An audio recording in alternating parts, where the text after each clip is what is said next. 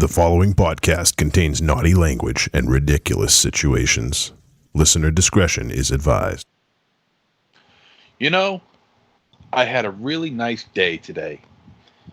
It was a nice day today. I went to work, came home, took a shower, and I sit down in front of my TV to watch a little bit of sports. And what do I see? The San Diego Chicken. Well, my face turned blue, my nose turned purple, my eyes turned red, and my tongue turned green like George the Animal Steel. But then I had a beer, I had some ice cream, and everything was fine again. But still lagging in the back of my brain is the sight of that fucking chicken. I am going to destroy that chicken. I can't stand it. I hate the San Diego Chicken. I hate him. I just want to take a roll of quarters in my fist and just bash his fucking beak in. I can't take it anymore. There's got to be a support group for people like me. Welcome to Trick or Treat Radio.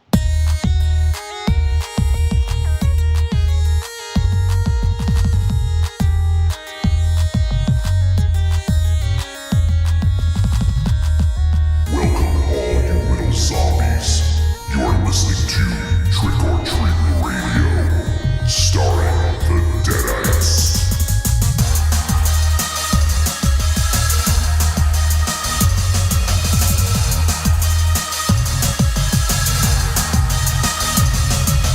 Welcome to episode 421 of Trick or Treat Radio. Trick or Treat Radio is the world's most dangerous podcast. Is recorded in front of an undead studio audience here at Castle Wolfenstein, also at the Lair of Lost Swag within the Raven Chateau, at Casa de Zero, and also the Lair of the Gods. We are here once again from 4 different locations to discuss a film. We will probably argue, we'll probably make fun of each other, and hopefully MZ doesn't die choking on a fucking chicken again. What are you fucking doing, you asshole? What's... You mute himself on his new fucking mic? You asshole. I'm mute. Who? No, I didn't. Who else is the asshole that's talking about the chicken? You're fine, MZ. You're fine. Is there another I can asshole barely hear what you're saying. Is there another asshole talking about a chicken on this fucking show? Yeah, you right now. Well, prior to that, no. No. If you can't hear us, I'm not turn it fucking up. around with the mute button. It's perfectly fine. Yeah, turn it up then if you can't hear us. Jesus I Christ. can hear you. You see? No. Oh, fuck you guys. Jesus. And You know what? You started out so good. I thought that was a very good intro, and then just right downhill. MZ is using a new headset provided by our supporters over at Patreon. Yes, thank you, supporters. Thank you, Patreons. Now he can mute I himself appreciate it. and he can mute us. Yes. In fact, I think I'll start doing that right now. It'll be like the Lifeline when I got the heart thing going when I'm in a hospital. I'll just cut off the flow. Jeez. There we go. So MZ is MZ is I can't hear evoking the San Diego Chicken once God. again. Yeah, well, he pisses me off, man. You gotta fucking die. You gotta die. I have to be Not if he animated dies because it's first. gonna happen. I don't want to see it happen. So Not if he dies first. How did it stick in your craw again? Yeah. What? What? Well, I mean, considering the fact that there's barely any baseball going on, I just find it hard pressed to think they're showing screen time to the fucking Muppet in the fucking suit. I just don't know what you see. Are you watching more like Pete Rose kids shows in the 80s reruns? Yeah, I was sitting in my room watching TV, and I have it on. I'm watching old videos of on YouTube and watching some old baseball bunch. You know, I like watching the old shows. That old baseball bunch stuff. I love it, man. Loved it when I was a kid. Love it now. Even better now, because now you can really appreciate the players from back then. You can really appreciate the gambling aspect of baseball from Pete Rose's perspective. Oh, sure. One of the greatest gamblers of all time. Him and Kenny Rogers. Kenny Rogers, that's good. Yeah. But you know, I mean, and watching that show is always great. But man, that fucking San Diego chicken, I just hate him. I hate him. All right, well, better eat some pudding between now and next week because you'll be fucking choking again. Yeah. Is there a mascot you'd like to see beat up the San Diego Chicken? The Philly Fanatic. What about Gritty? Gritty. I don't think Gritty needs to beat anybody up. I think just being around him and just being in his presence is enough torture for anybody. But no, well, actually, you know what? I don't think the Philly Fanatic could do it. He's too funny. He's too comical. He's not serious. So a serious. There isn't a serious mascot. They're mascots. I know. Yeah, I know. But there are, let's say, like Jolly Roger the Pirate from the Pittsburgh Pirates.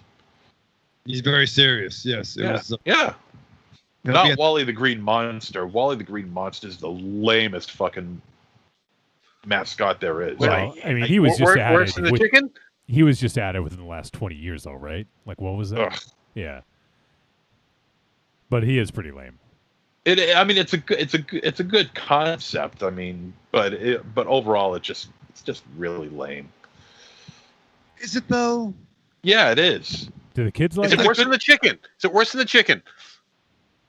No, he's not worse than the chicken because I gotta give love to my homies. You know, he's Boston bred. You know, I can't be hating on him. Who's Boston? I mean, I don't like him, but I'll take him over the chicken any goddamn day. Fucking chicken. Well, Boston Brand as a mascot, Deadman. Yes, exactly. He could possess the other team, Johnny, right? Oh man, that would be awesome to have Deadman as a fucking mascot. I'd love that. From the fucking Baltimore Cadavers, you could do that. That's the whole thing you could do. Or you could do the Baltimore Cannibals, right, Hey, MZ? hey, that's right. Taking home a win. That's MZ's fantasy baseball team name this year. He changed the name. Yep. Are you rebranded? Well, it was in Wisconsin. Then I moved it over to Baltimore, and the logo has the Death's Head moth from Silence of the Lambs on it. So and my love of Silence of the Lambs goes well with the team name, and it's the city that it plays in. So it's a perfect fit. I love it. Wait, are you a season ticket holder? Oh. Well, wait, I think you belong in the bleachers. It puts the biscuit in the basket or gets the hose again. Oh, wait. No, that would be Wait. basketball. That's a. Yeah. I actually want to hear that. It puts the biscuit in the basket or gets the hose again. With the sports, you should definitely get Buffalo Bill do some commentating. You can do some color commentating. Are you a size 42? Well, technically, he's got his own team, right? The Buffalo Bills. Yeah, that's right. Oh, word. That's funny. Their mascot should be a fucking moth. No, it should be a dude doing the tuck dance. Should be Monster Zero in the tuck dance, wearing that Yes. Joseph's Technicolor dream coat that he wore in that picture.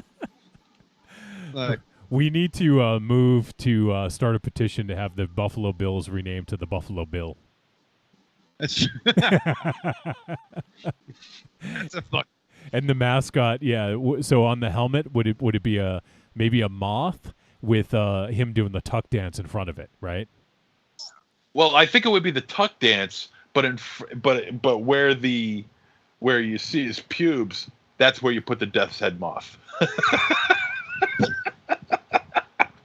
Yeah, that's it.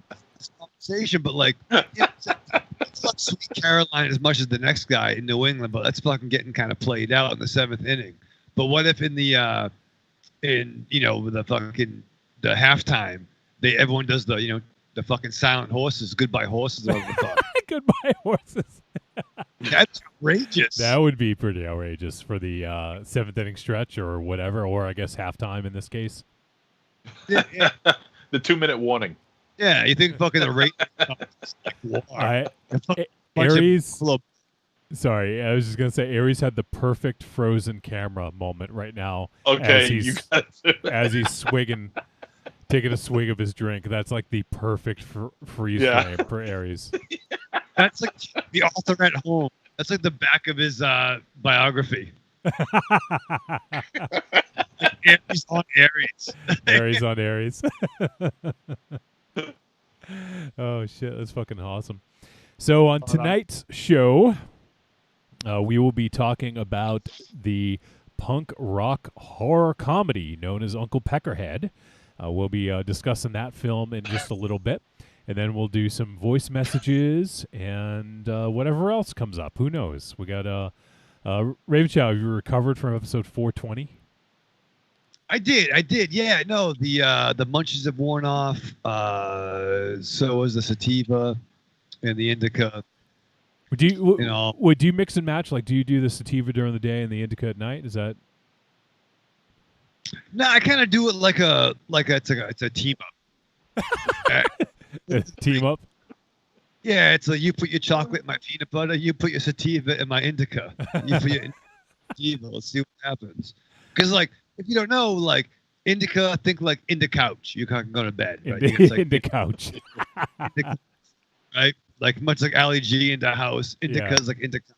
Yeah. Sativa, you might get a little more, your thoughts get a little more, fucking weird, thinking about, paranoia or whatnot. But really, I just end up, either one, I get hungry and fall asleep.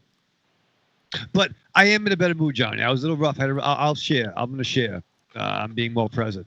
I was a little hard time for the show, but I think we're good. My sound's better. Hey, you sound fine. Really? Yeah. Yeah, you do. Amongst all that, I plugged a few things in the back that may have been unplugged, so it's better now. Oh my god! Oh god! I'm amazed that it actually worked out then. In that case, Aries is back. He's no longer drinking. you had that was a long fucking drink. Yeah, I emptied the bottle. It was a bottomless. It was like a GIF or something. So I might understand he was pulling wires out. Did I miss what's going on? Well, I don't know what happened, how things work in cyberspace, but Johnny tried really, really fucking hard to get me where I needed to be, and maybe took a little bit of the flow to go in, and then as Monster Zero was doing his San Diego chicken thing, I pushed some buttons behind the mixer and. You guys sound better. You know that could have gone horribly wrong. Yeah. I didn't unplug anything. I just pushed it down. Okay. Took a huge gamble. Oh, okay. I thought you were unplugging stuff and plugging it back in. Oh. No. I just Kenny Rogers you pushed a button. No, I just pushed down. On what? The fulcrum. You're like a professional knob twiddler, Raven Shadow. To be fair, yes. I am a knob twiddler. Professional knob diddler. Knob diddler. Yeah, listen, if you got a knob, I'll fucking make something out of it. It's like fucking, Oh, Jesus. What did fucking Jack Nicholson say about John Lennon? I'm a fucking artist. Give me something, I'll fucking make something happen. I don't know about the fucking tuba, but no, I like knobs. Yeah, bed knobs and broomsticks. Hold the broomstick. Jesus. Oh God! Why go back under there? Pull whatever you pushed. So the sounds bad. All right, so we are. I mentioned what we're doing. Uncle Peckerhead. We're not doing him. We're talking about him. We're gonna. Maybe Raven Shadow can twiddle some more knobs. You gonna twiddle Uncle Peckerhead's knob? I'm off. By the way, we got a few people hanging out in chat already. I saw Creepy Girl says, "Yoo-hoo, where are you?" And then she says, "Oh, there you are." She said, "Wolf, you look like Frankenstein. You're green." All right. Well, I guess that's because of the white screen and the purple light, maybe? Is that? Grr, Man, producer. grr. Producer. This producer almost cut his thumb off the other day. Really? Yeah, I got a pretty gnarly wound on my thumb right now. Anyone want to see some actual gore? Here, let's see. Yeah. Let's see it. See if I can get it on camera. That's blood. I can't get a good. There. It's blood at the tip of my thumb. It's all scabbed over. Yeah, it's pretty gnarly. What happened? What were you doing? What were you, I was cutting pickles. That's not a euphemism Cut either. yourself. weird. I like make a I make Raven Chow. I make chicken seitan. Have you ever heard, hail seitan? Chicken Satan? I will eat Satan chicken all day long. So it's I don't know, I'm not going to explain the whole thing, but seitan it's made of vital wheat gluten, and it mimics sort of like when you make it all up, it sort of like has a resemblance to like a cutlet kind of like consistency and texture, So I do that. That's like my part of my lunch. I prep for the week and make a bunch of it. So anyways, I had a few extra left over that I kind of left as cutlets, and so I was making sandwiches, and I like little. I have pickle spears, so I wanted to cut them up so I could put them on the actual sandwich, right? So I'm trying to do it quick. It's like 10 p.m. I typically am very careful when I'm cutting because I'm always like afraid that something like that's going to happen. And I just was trying to do it really quickly because I was starving, and I just was going chop, chop, chop, chop. And then I got to like the very last bit of the pickle. It was literally like the last slice. And I just couldn't pull my thumb out quick enough. And it basically cut through the nail and through the tip of my thumb. I thought I lost my thumb. Ouch. It's pretty bad. So if you guys are looking for some gore, let's see if I can get it on there. There you All go. right. There's your gore. Change your name to Johnny Pickle Thumbs. I do have a little bandage thing here that I can put on it. So because the thing is, like when you have like a something like that, like a wound or something like that, you forget about it. So like this is sort of here, so I don't forget about it. I have like a little thumb thing. This is all really exciting. I know, but yeah, it was scary. So it like only hurts when you hitch a ride, or what? No, surprisingly, this actually doesn't hurt at all. Which, like looking at it, it's like it almost makes me like wince just even looking at it. But it hasn't hurt, so that's either good or bad. I don't know. Maybe I just cut through a nerve and I don't feel anything. I'm not sure yet. Yeah, you lost all sense in your thumb. So maybe Nice. maybe that's why it doesn't hurt. I don't know. But yeah, there you go. Wolfenstein being an idiot. Evil Corny. Well, I almost lost my beard today. No. Well, That would have yeah. been horrible. Oh yeah, well, at least a chunk of it anyway. I wasn't paying attention. I was moving over a log with a chainsaw in my hand. Didn't have the brake on. Bumped the trigger and it started going. I lost a few strands, Oh but my god. oh god, yeah, it was just like Wow. oh Holy shit. Not too many guys could say they could shave by chainsaw. yeah. Wow, that would be a story. Yeah. Oh, see, that'd be a painful story to have those get ripped out like that. But it'd be like, Aries, having to your beer. Cut it off with a chainsaw. What happened? It went to my beard and it went bad. So lop it off. At the root. man. Evil Corny wants to know if did it break the chain, Aries? No, it did not. It was a new chain, so it was still fresh. No, it's like when Superman has to use his the mirror bounce off the rocket Yeah. ship to shave. Like Aries needs a fucking chainsaw to fucking shave. You're so fucking masculine, dude. So fucking masculine, dude. Just love me, dude. Let me get some of that on me, dude. Bottle it up and sell And it. then, Yeah. I'm gonna rub some Aries on me. Fucking, and then Ugh. God. Just rub I some get Aries. That would be the tagline. Just rub some Aries on you. Yeah. Or you could just go to the liquor store and get yourself a nip bottle of whiskey. Yeah, I'd be like, There you go. Coach, put on and get back up there. Go ahead. What would do you guys remember when we had Rocky on and we were talking about the scents? His friend there made the scents for his album, like the perfume Yes. cologne. Oh yeah. What would Aries? Did we figure out what Aries was? It was just like whiskey and like leather or something like. I think it'd be whiskey and bar and chain oil. Yeah, exactly. Whiskey, motor oil, and flannel. I'm not sure if it's And flannel. What does flannel smell like? but you know Interesting. bad flannel though. I think it's right? just cotton. I don't know. yeah. Unwashed flannel. Would have to smell like the woods though too. Yes. Pine. Pine, yeah, Yeah. definitely some pine. Whiskey. Whiskey, oil, and pine. That sounds kind of good. Yeah. Oh man, Corny posted a pickle with sunglasses that says "Deal with it." Thanks, Corny. I appreciate that. And a few minutes ago, well, actually 10 minutes ago, he said at the Buffalo Bill game there would be lotion night. Nice. I There could you see go. that. Basket night. Basket night. What else would they do? They would do like Anyone who wears a size 14 gets in for free. flesh mask night. I don't Yeah. know.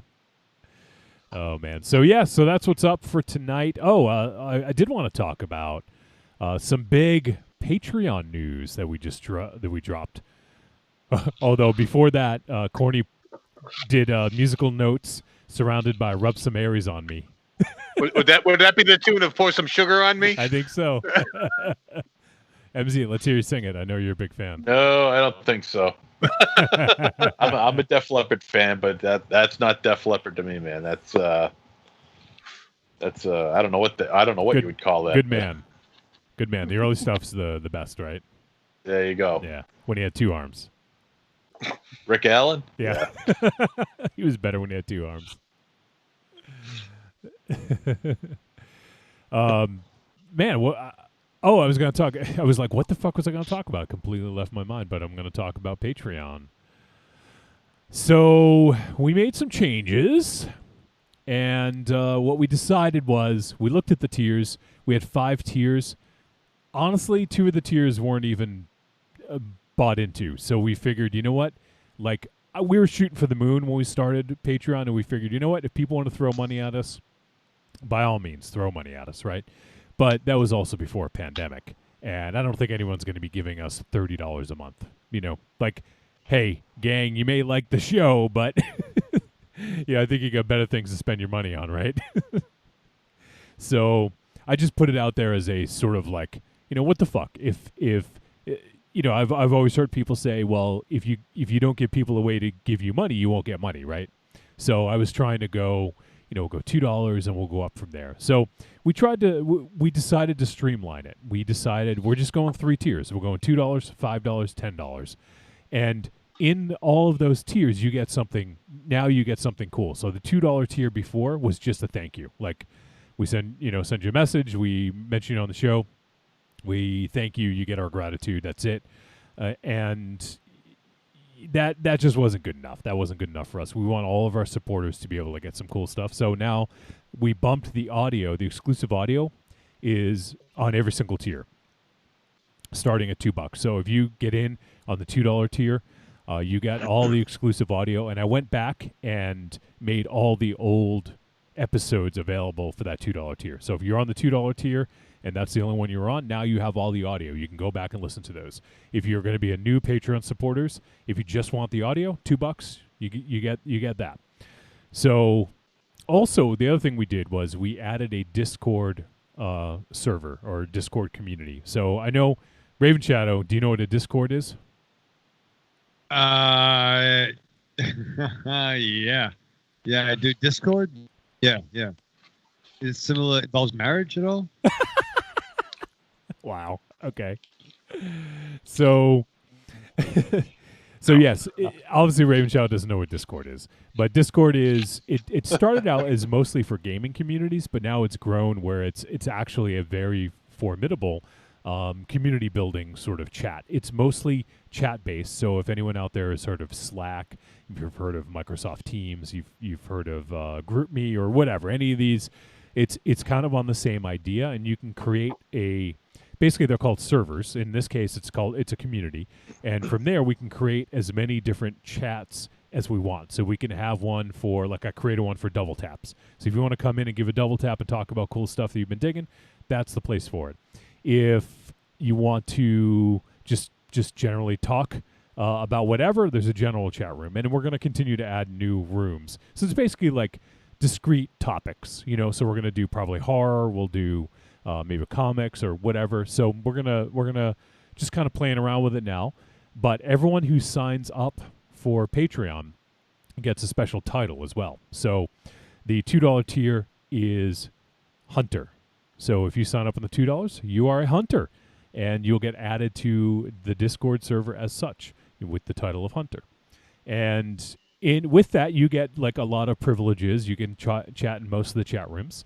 But then we're moving up to the $5 tier. In the $5 tier, you get audio like you did before, and now you get video. So if you guys like watching the live antics of what we do, you also get video now for $5. And you get access to the Discord community as a slayer. Not a hunter, a slayer, Raven Shadow. You like the sound of that? Oh, yeah, man. Fucking, I'll slay you. Jesus. So, and the other thing we're doing, we still have some details to work out. I don't know when the first one is going to be, but we are going to be doing what we're calling currently. It may change, but currently it's being called the Monster Piece Theater. And basically what it is, it's a movie club. It's a Trick or Treat Radio movie club. If you're in the Patreon for $5 a month, you're invited to participate in the Trick or Treat Radio movie club. And what that entails is, currently we're going to do it at least quarterly. There's a chance we may do it more frequently as we start to do it and see how it works out. So we don't know when the first one's going to be, but the film will be chosen by a vote. So we're going to go ahead, throw it out there to all of our Patreon supporters, allow them to pick some options, and then we'll go do a vote. And then whichever one, we also have a say as well, but we want you guys to pick it. And that's the film that we'll talk about. So if there's something on the show that we've never done that you really want to hear us talk about, that's the best time to do it. And then what we're going to do is we're going to hop into a Discord voice chat, because Discord has voice built right into it. And we're going to have a discussion. It's going to be like a regular episode of Trick or Treat Radio with you guys involved. So, and this is open to everyone who is on our Patreon that's in the Slayer tier or higher. And so we're going to do that quarterly at the very least. And I'm also going to record it and make it available for everyone so you can listen to it later. I don't know if we're going to put it out on the Patreon feed or not. I might just make it as a download. Once again, still kind of working out the logistics of all that. But that way you guys have a copy of it and you can go ahead and listen to it whenever you want. And that's just one of the other things we're doing.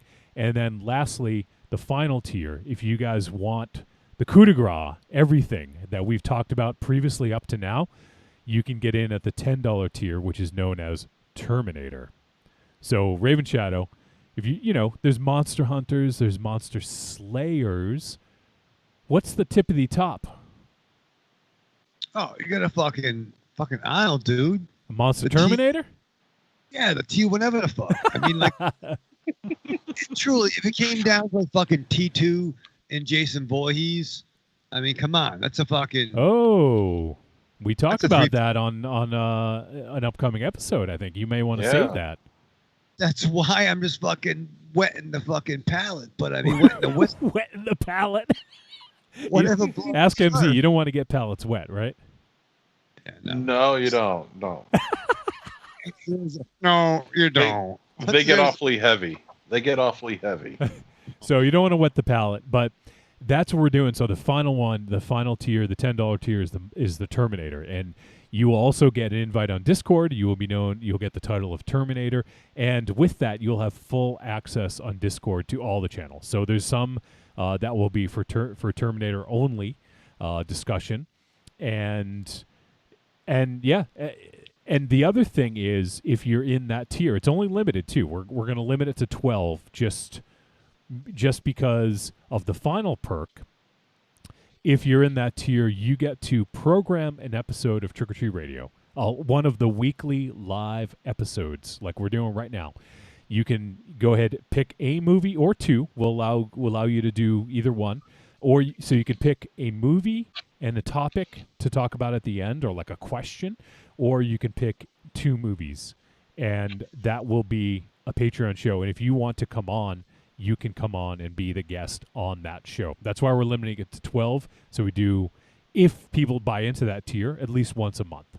Now, obviously, I don't expect we're going to get 12 people to sign up for that. But you just want to keep it limited so that it's exclusive. So that's the new Patreon stuff. And I'm actually real excited about this. And I'm looking forward to the Discord, because you guys can chat with us all fucking day. Like, you have access. Well, we got to get Raven Shadow on there, to be honest, because he's not on there yet. That might be. You're getting what? I'm getting real close. Okay, so that'll be. Maybe that'll be some exclusive content. Just watching Raven Shadow get on to Discord. But I don't know. I'm looking forward to this, and I think it could be real cool. Now, obviously, I know we have the Facebook group. That's where a lot of the chat, that happens, goes down. People post links in there and stuff like that. But that can also happen on Discord, and also Discord is a chat. Like, I know for me personally, I'm trying to stay off Facebook a little bit more than usual. Just, for no other reason than it's just like a fucking time waster, right? Like, I post the podcast stuff and things like that, but I'm just trying not to be on it all day long. And Discord to me is easier because it's just chat. You don't have to look and click on articles and all this other stuff. So, and Discord's available on your phone. It's available for computer, iPad, whatever. It's basically available on all platforms. So it's super easy to sign up for too. You don't have to do this crazy process. You don't have to give up your firstborn or anything like that. So we're also going to make the Discord available, at least the general chat room, to anybody. So you don't even have to be a Patreon supporter. It's the general chat will be available to anybody, and we'll post the link when we're ready to. We're getting close. I'm just kind of getting everything all set on the Discord, but we'll post that, and you guys are welcome to join in. Like I said, there are going to be some exclusive chat rooms for Patreon only, because we want to give people a benefit for helping to support the show, and I feel that up till this point, we've been doing a little bit, but not enough, and we want to do more for you guys.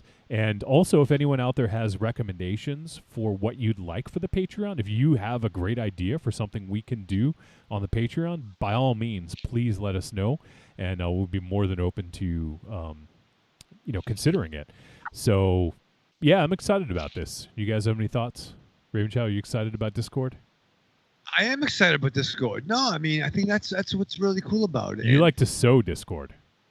I've sewed, I've sued, I've I don't know what that means. But no, I think what we're trying to say, John, is that I think we can all thank those who contributed thus far. Yes. But right, we do want to give more. And once again, there are plenty of assholes now more than ever with microphones and broadcasting. We still want to be your assholes. And I think, and that's fair. I think think about that for a minute, embrace that. But the moral of the story is that it's not just about us too. We've done episodes where we've gone off the air. We've still recorded and the episode still drops on Friday mornings, but we've had the chat room still going. Yeah. And we broadcasting. So, I think even if you just, you don't have to love us, but just like us a little bit. I think the real buy is the chat room and the people who met each other. Yeah. And the culture. And right? Raven Shadow, like we've said in the past, I actually don't remember what we've said in the past. I'm going to paraphrase because I don't remember exactly. But when the episode ends, the conversation just begins, right? Is that what we used to say? We said that all the time before. Yeah, we haven't said that. But now the conversation never fucking stops. Listen, I go on break at 10 o'clock. I go on at 11:30.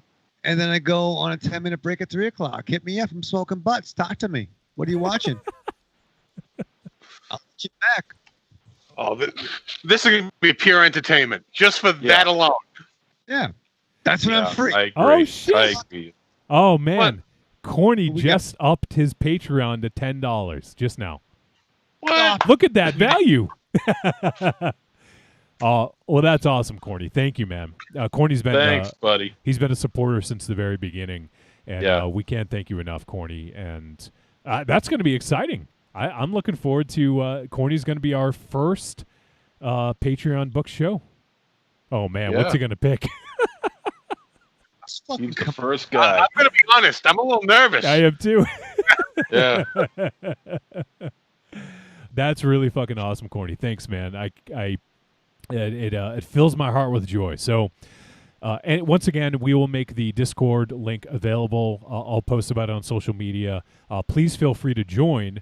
But like I said, there are going to be benefits for people who are on Patreon. So there'll be additional chat rooms. There'll be even voice chat, right, Raven Shadow?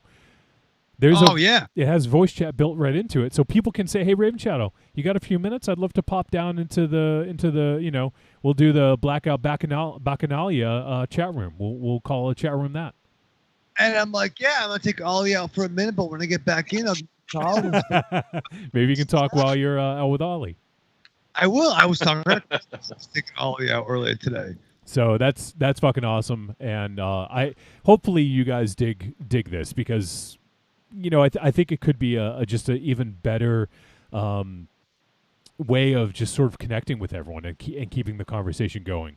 So hopefully you guys like it, and if there's anything we can do to continue to iterate and improve on the Patreon, let us know because obviously we some of us are smart, but some of us are smarter than others, and we can't think of everything. So if there's something you guys think is really good, or maybe there's another Patreon out there that you support that does something that's really awesome that you think we should adopt, by all means, let us know, and we're more than happy to help. So, yeah, I'm really looking forward to this, and I'm really excited by it. So, thank you everyone who so far has helped contributed up to this point. It's been just over a year, and I figured it was time for a change, and hopefully this changes for the positive.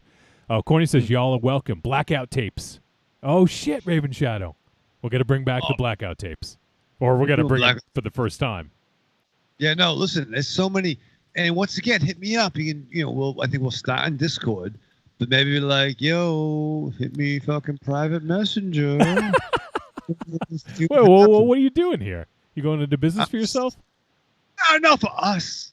But like in that chat, maybe like people might get a little scared over what you're talking about. Let's get fucked up. We'll have. Do they still have like? Remember three-way calls? Remember that? I thought you were going somewhere else. No. We crashed, John. Yes, I do. What a I remember. filthy mind on you. I remember he had to pay like an extra $3-4 or something for that every month. Yeah, call waiting with like, hold on. Hello. I'll call you back. Yeah, but like there's call waiting, but you could have three-way calls, Yeah, I remember. Yeah. Yeah. What about it? I'm saying like that Raven could be Shadow, like, you could do an 8-way call. You do realize we're in a full-way call right now. We can see each other. Yeah. oh. Well, I was thinking like private. Oh. You can make. I mean, we're choosing to let everyone see us, but we could do a private conversation like this.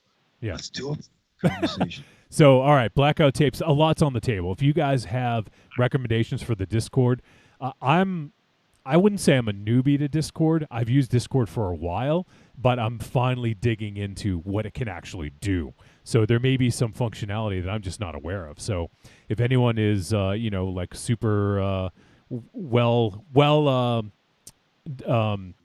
versed in that's what I'm looking for. Well versed in Discord, and if there's something that you guys would like to see, just let us know once again. So.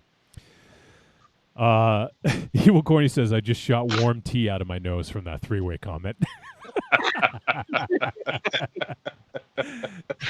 3-way call, Raven Shadow. That's what we're talking about. Love that. All right. Well, I've talked He'll enough. get back in touch with you in 8 months. I've talked enough about the Patreon and all the changes. If you guys want to go check them out, patreon.com/trickortreatradio. And you can see there's 3 tiers now. There is Hunter, Slayer, Terminator. It lays out everything that you'll get, and take a look and consider supporting if you haven't already. And once again, if you've been in that $2 tier, I know a few people have been in that tier for a while now. Now you guys get something a little bit extra. So make sure you go back and check out the old episodes if you want to. Raven Shadow, yes.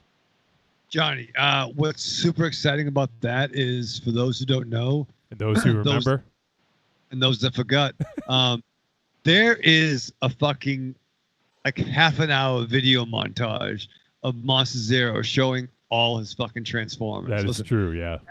that is worth $55 a month. All right, let's raise the price then. All right, yeah. So we have fucked that for everybody.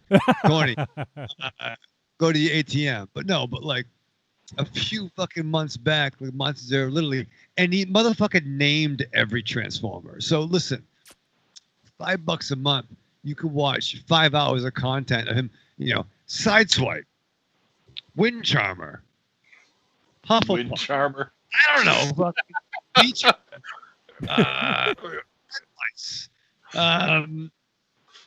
Gangrene. And Fucking one other thing about Patreon, I think I mentioned this earlier, but I just want to comment on it real quick. MZ is now using a laptop. Patreon didn't pay for the laptop; he paid for that himself. But he has a new headset to go with that laptop, and that was just from Patreon supporters. So because of that, we're able to do things like that. Now MZ has headphones. He's got a nice headset where he can mute it if someone starts yelling at him or something like that. That's right. He can I don't mute need us. you guys yelling at me because He Did he muted really? it. Did he? Yeah, he muted it. So that's all because of you guys. So we thank you so much for helping out, because that's what it's for, is for, maybe buying new stuff, equipment that breaks, or getting new equipment, or paying for the subscriptions, paying for the hosting, all that stuff. It's definitely not cheap. I know people out there who do podcasts realize that. So thank you once again. Consider checking out the Patreon, patreon.com/trickortreatradio. All right, I want to get a move on here. So once again, the other ways you can support us: Amazon. Go to trickortreatradio.com, scroll down, look for the Amazon logo, you click it, it's going to bring you to Amazon. Input our affiliate link. Everything you purchase in that session will get attributed to us. Doesn't cost them any extra, Raven Shadow. But it's another way to help keep the lights on. And Corny says, I'll pay $30 a month to see MZ fight the San Diego Chicken. Well, maybe we can find a way to make that Great. happen. Yeah. That's premium fucking content right there. yeah, yeah. Costume rentals right now. I accept that. Guess who's going to be in that chicken? I accept that challenge and your $30. You don't get the 30. Oh, Goes to the show. Oh, So You do realize if I rent the costume, who's going to be in the costume, right? oh, you? You? Oh. Oh, shit. All I have to do is go and buy myself a cheap bottle of Thunderbird and give it to you. All right. So the final way you can help support the show, head on over to trickortreatradio.com, click on the store, and there you can purchase the greatest hits of Trick or Treat Radio Volumes 1 through 3. We have them all available there, so give them a look. And for folks who maybe haven't been with us for the entire 8 years, or if you jumped on late and you haven't gone back and listened to all the episodes, which I don't blame you, there's a lot of fucking episodes. Then if you want to just get like little highlights, you can check out the greatest hits. We got some of the highlights, the low lights, the mid lights, a little bit of everything in there. So give that a look. The what? Midlife crisis. The midlife crisis, yes. Several of those. All right, well, that is it. I'm done talking about supporting us. There are ways to do it. Patreon is probably your best way because you get stuff for that. You get some cool stuff for it. And now Corny's going to come on and he's going to program a show, and he's probably going to make us suffer for being assholes because of you, Raven Shadow. Because you wouldn't mention his fucking show. You don't talk to him anymore. Listen, Johnny, Corny's fine.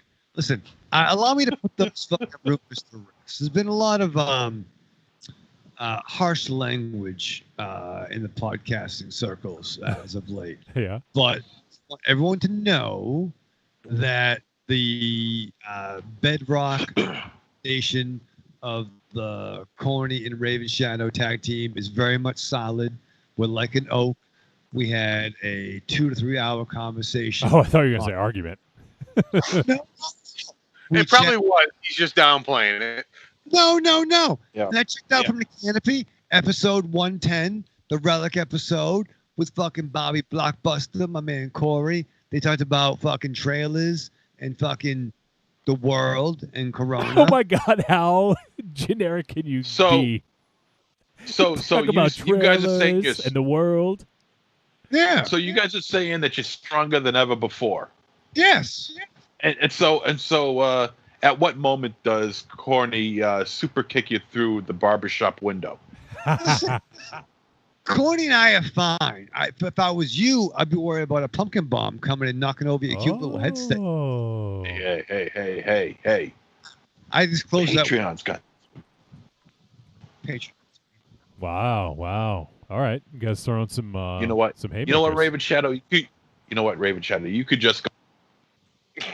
Are you on delay? You on Oh, it's probably good that he has that that mute button on himself. And you're gonna need your mom to put it back up again. Wow. Wow. You with the short pants on making jokes. Yeah. Oh, Evil Corny says we back on good terms. Yeah, Oh. man. Wow, there's a little heat going on there for a bit though. Listen, there's the media. Okay. The Just- media. Just wait.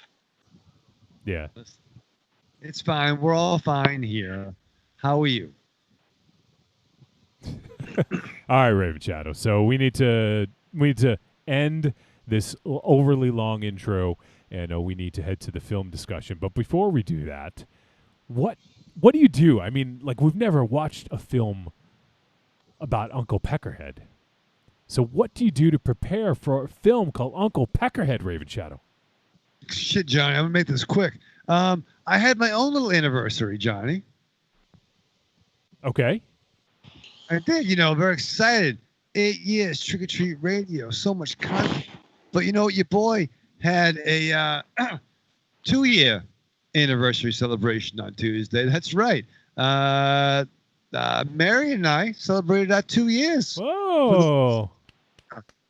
Yeah, big ups, everyone. Big ups. Clapping. Big ups yourself. You and Marion, big ups. So 2 years, Mary and I. And listen, I got some fucking dope gifts. Can I show how fucking dope? What's it, Johnny? What would you figure out? WFG? What? No, What? MVG. Whoa, slow it down. MVG. Oh, MVG, yes. What's that? I have a girlfriend, right? Yep. Can I just, real quick, before I do that, on the end, you know what I Yes. got? What? My favorite DC Universe picture, The Losers on DVD. I can't find this anywhere, but I fucking love this fucking picture with a cast that you can't fucking get nowadays for under $1 bajillion. So The Losers was a decades-long property, but it was a comic set in the Vertigo world. Now, I get the picture. If you're a fan of the book, it's definitely kind of more of a A-team knockoff, but the cast is fucking Captain America, Idris Elba, Gamora, fucking Negan, fucking the fuck, and Lost Boys, Michael as the scenery-chewing villain. So good. Fucking check out The Losers. I fucking adore the fuck out of this picture, right? All right. Fair. Great fucking gift. That's a great gift. What about a button that has Clarence Worley in Alabama? You're so cool from True Romance. Button, you can't All see right. this. Zooming on. That's pretty fucking. That's cool. All right. I'm down with that. I love Preacher so much. You don't. You don't even. I fucking hate Preacher. It's terrible. How about this? Johnny?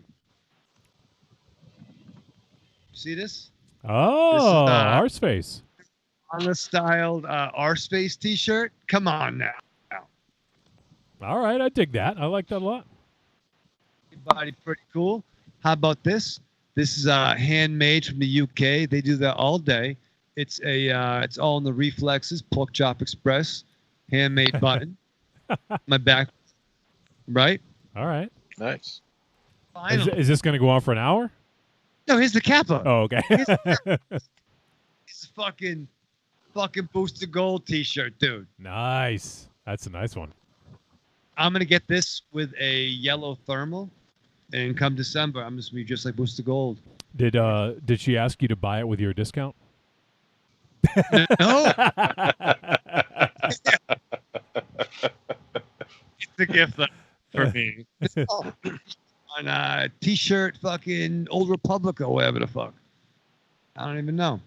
So all that excitement. T Republic, probably. Not T- Old Republic. I was gonna tie into your little program you do, the Force and Sensitive. Yeah. Unlimited merchandising. Unlimited merchandising, yep. Merchandising. Aries fucking no-sold anything I showed, and it was all things that he liked.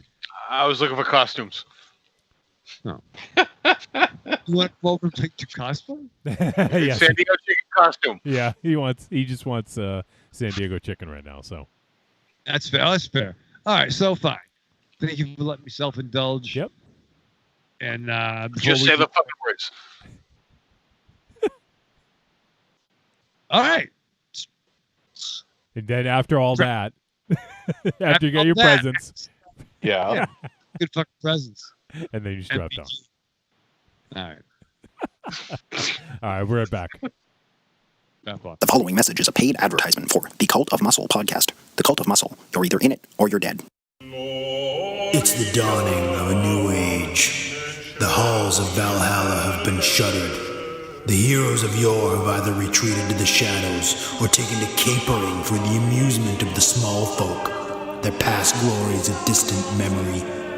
The barbells have been torn from their once puma-strong grips, the beards shorn from their square jaws, only to be transplanted onto flannel-clad, puny weaklings with fingers barely powerful enough to strum a ukulele.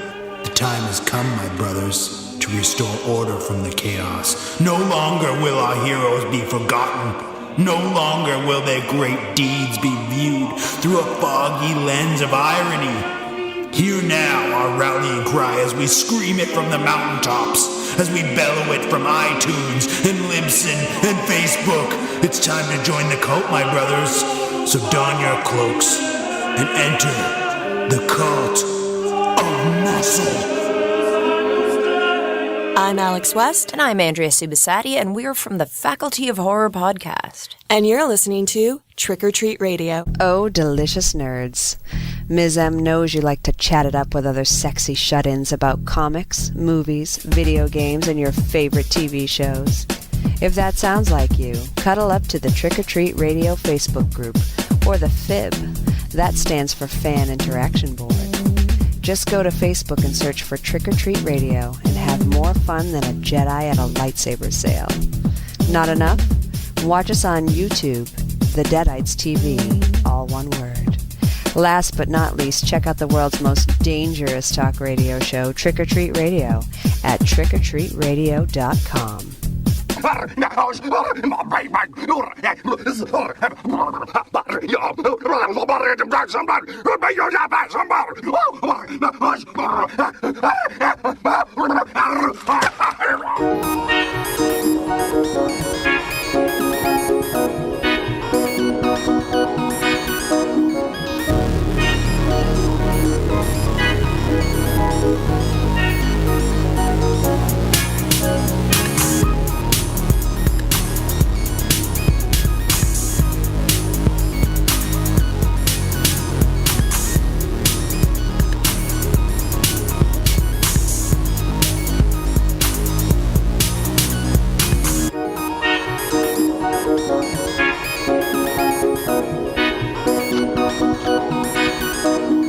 All right, we're back on Trick or Treat Radio.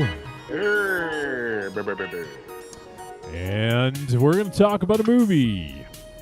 That movie is Uncle Peckerhead. This movie is 97 minutes. It is a comedy horror. It is written and directed by Matthew John Lawrence. And the film stars David Littleton as the aforementioned Peckerhead. We also have I hate when they list the cast in the wrong order, so let me click on the additional full cast here. Actually, let me see. I might be able to get it from here. Yeah, okay, I got it here. Chet Siegel, Chloe Rowe, Katrina McNeil, Lucy McMichael, Greg Manis, David Blovband? Maybe that's it? Blovband. That's an interesting name. And as I mentioned, David Littleton as Peck, or Peckerhead. And the synopsis, very simply put, when a punk band scores their first tour, life on the road proves tough when they're joined by a man-eating demon as a roadie. All right, so this one comes from Epic Pictures, and let me see. Let me just pull up. I think it's Dread, if I'm not mistaken. Yeah, so it's Dread Presents and Epic Pictures put this out. And once again, as I mentioned, it was directed by Matthew John Lawrence. All right, so Uncle Peckerhead. First off, you got to admit, you see the title. Doesn't quite tell you much about it. Just that there's an uncle named Peckerhead. I do want to point out, I called the punk rock aspect right away. Did you? I did. I called punk rock. When did you, or what made you think that? You said last week about the band and hearing Uncle Peckerhead. Yeah. I thought the band was actually going to be called Uncle Peckerhead. Oh, gotcha. But I still take credit for a punk band. So we have seen, I guess in the last few years, we've seen we saw Deathgasm, right? It was a death metal horror movie. We have seen some punk-related stuff like Green Room. I thought there was one other film that we did that had punk in it. Oh, The Ranger, right? The Ranger had like a very punk soundtrack. So we've done a couple, but this is, I think, the first where we've done a horror movie that's based on a punk band, which is, kind of an interesting thing. And just a point of perspective for those of you who aren't as familiar with us as others, Aries and I used to be in bands. Aries was in a punk band, so he can speak specifically about the punk rock life, I would imagine. I know it's a few years removed, Aries, but you won't forget those days completely, right? Just 1 or 2 years ago, that was it. Yeah. Yeah, exactly. And the funny thing is, I was in metal bands when I was younger, so hopefully I didn't have the same fate as the metalheads in this movie. I was trying to delay for Raven Shadow, but you know what? Fuck it. I'm not delaying anymore. Oh, of course. Look at this. Every fucking time I invoke his name. I feel like he just waits. I feel like you just wait. Speak his name and he appears. Yeah, wait outside the fucking doorway, waiting for us to say his name, and then he's gonna fucking sneak in like, look at me. Yeah, I'm like a chain smoking Candyman. It's very exciting. Chain smoking Candyman. I like that. Raven Shadow. So we were talking about Aries being in a punk band back in the day. You used to go to a lot of shows. You've attended your fair share of punk shows, right? Oh yeah, man, a bunch. Mostly with Aries, Joey Tron, my buddy Leo. Club fucking Babyhead, the Living Room on Rhode Island. It's been great. It's been great. I love seeing someone chew heroin in the bathrooms. That's a lot.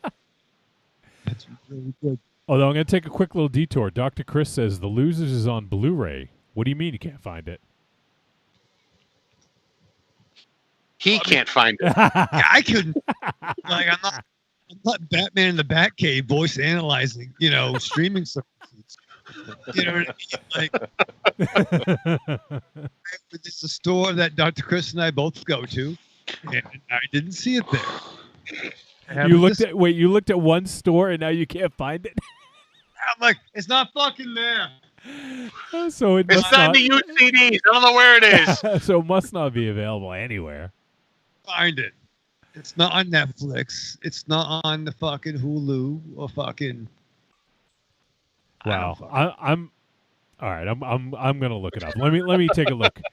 I really. Well, I Oh love my the fucking. god. Oh my god. 5 seconds. I typed in Losers Blu-ray. It is $9.99 on Amazon. Jesus, dude, what is your problem? It's some things. B, I don't go to the Amazon. Okay. You could use Neither our do link. I can't go on Themyscira because I'm a man. What? Y chromosome. I won't say I'm a man, but I have a Y chromosome. What's that? You know what I think you need, Raven Shadow? I think you need a little Aries rubbed on you. Rub a little Aries on you. Yeah, rub a little Aries on him. I need some Aries musk. Yeah. All Whip out right, little so Aries. there you go, Whip out Raven. little Aries and rub it on Raven Shadow. Not to take away from Marion's gift giving prowess. Like I want to make that clear. I'm not taking away because clearly you thought it was really difficult. So I feel bad taking that away from her now. Hopefully she didn't oversell it. Well, actually, it was Dr. Chris. It wasn't me. Fuck up my 2-year anniversary, Dr. Yeah. Chris.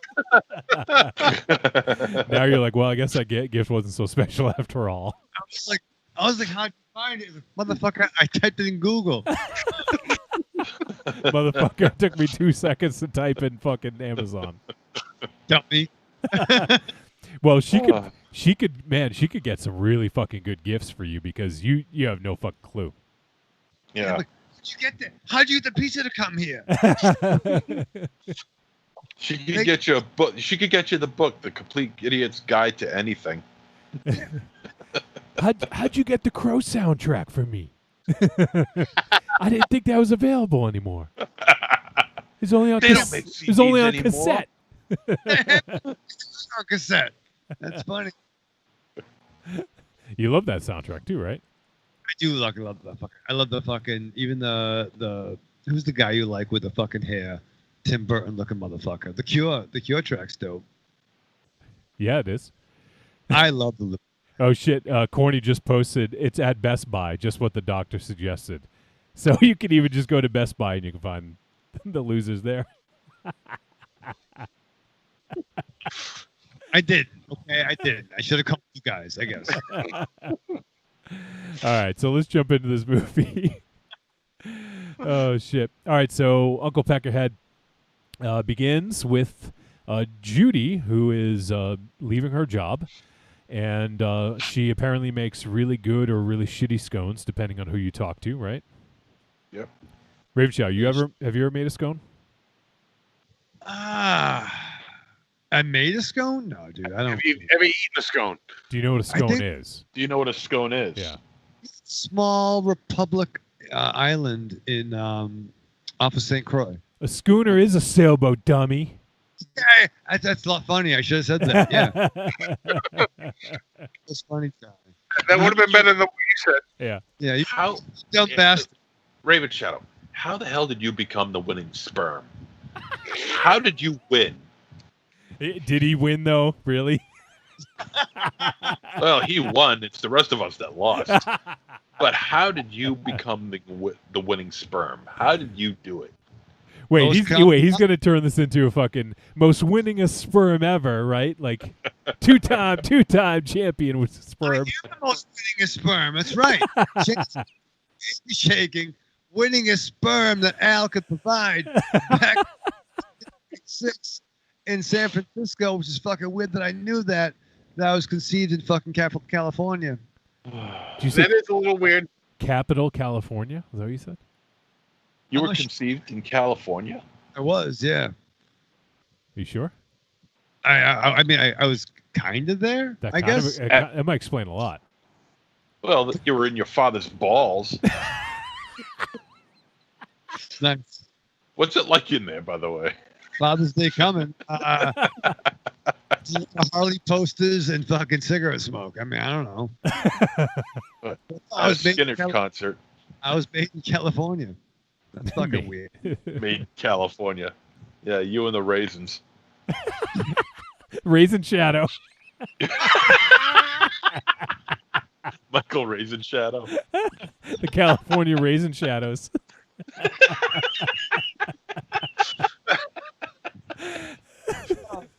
Heard it through the gate fine. That's fucking weird. Parents assholes. you Michael dick. Raisin Shadow. Oh boy. All right, we're gonna talk about this movie sometime or what?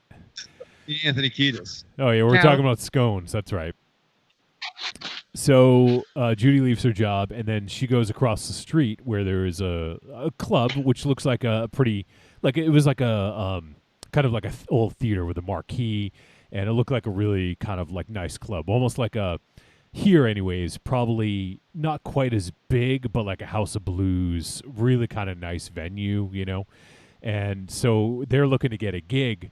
Her new band, who it sounds like hasn't really played any or many shows, and the guy told her that he wasn't going to book them. He wasn't even going to consider booking them until she gives him a demo. So she has the demo, hands him the demo, and basically, he's like, yeah, don't call me until I listen to it. Give me till Friday. So, oh boy, what's he doing now? Oh, he's getting all his baby. Okay. So I'm near the equipment. I got a little worried. Look at him getting all Italian on us. For those not watching the video, Raven Shadow was getting near the mixer. I got a little worried there for a sec. He got close enough to screw it up. So let's hope he can. Raven Shadow, you were close enough. I thought you were gonna, like unplug something or twiddle some knobs again. No, man, I was fucking tiptoeing through the fucking tulip.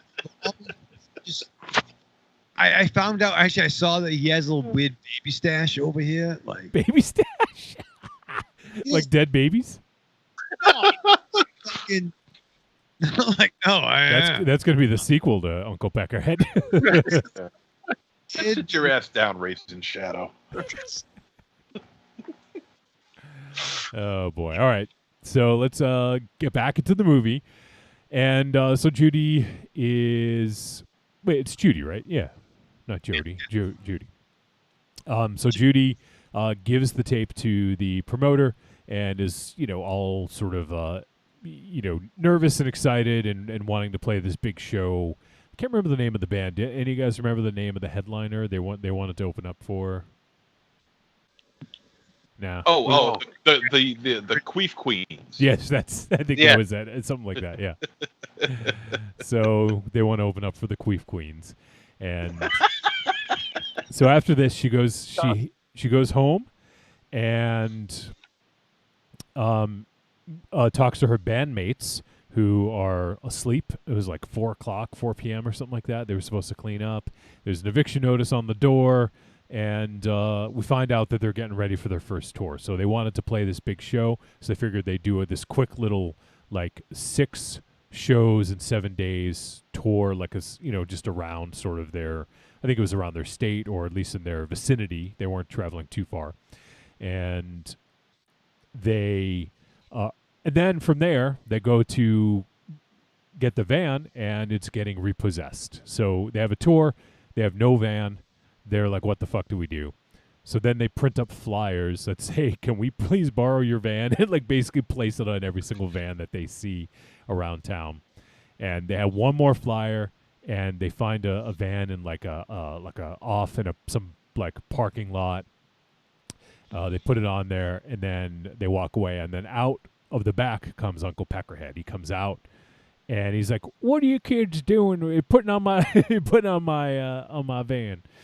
This is private property." Private property, yeah. So we have Uncle Peckerhead, kind of a little bit of a southern drawl, and kind of like a real. We later find out he's sort of like this nice, sort of affable guy, right? Where he's like, got this really like nice kind of thing about him, Brave Chow, go ahead. Is it fair to say he's a weird Ernest P. Worrell meets Sid Haig vibe? Now that you mention it, I don't know if I would go that far with it. Come on, like he just seemed like a kindly old gentleman, probably in his mid to late 50s. He's very polite. Yeah. Yeah. But I mean, and let's take it back a little further.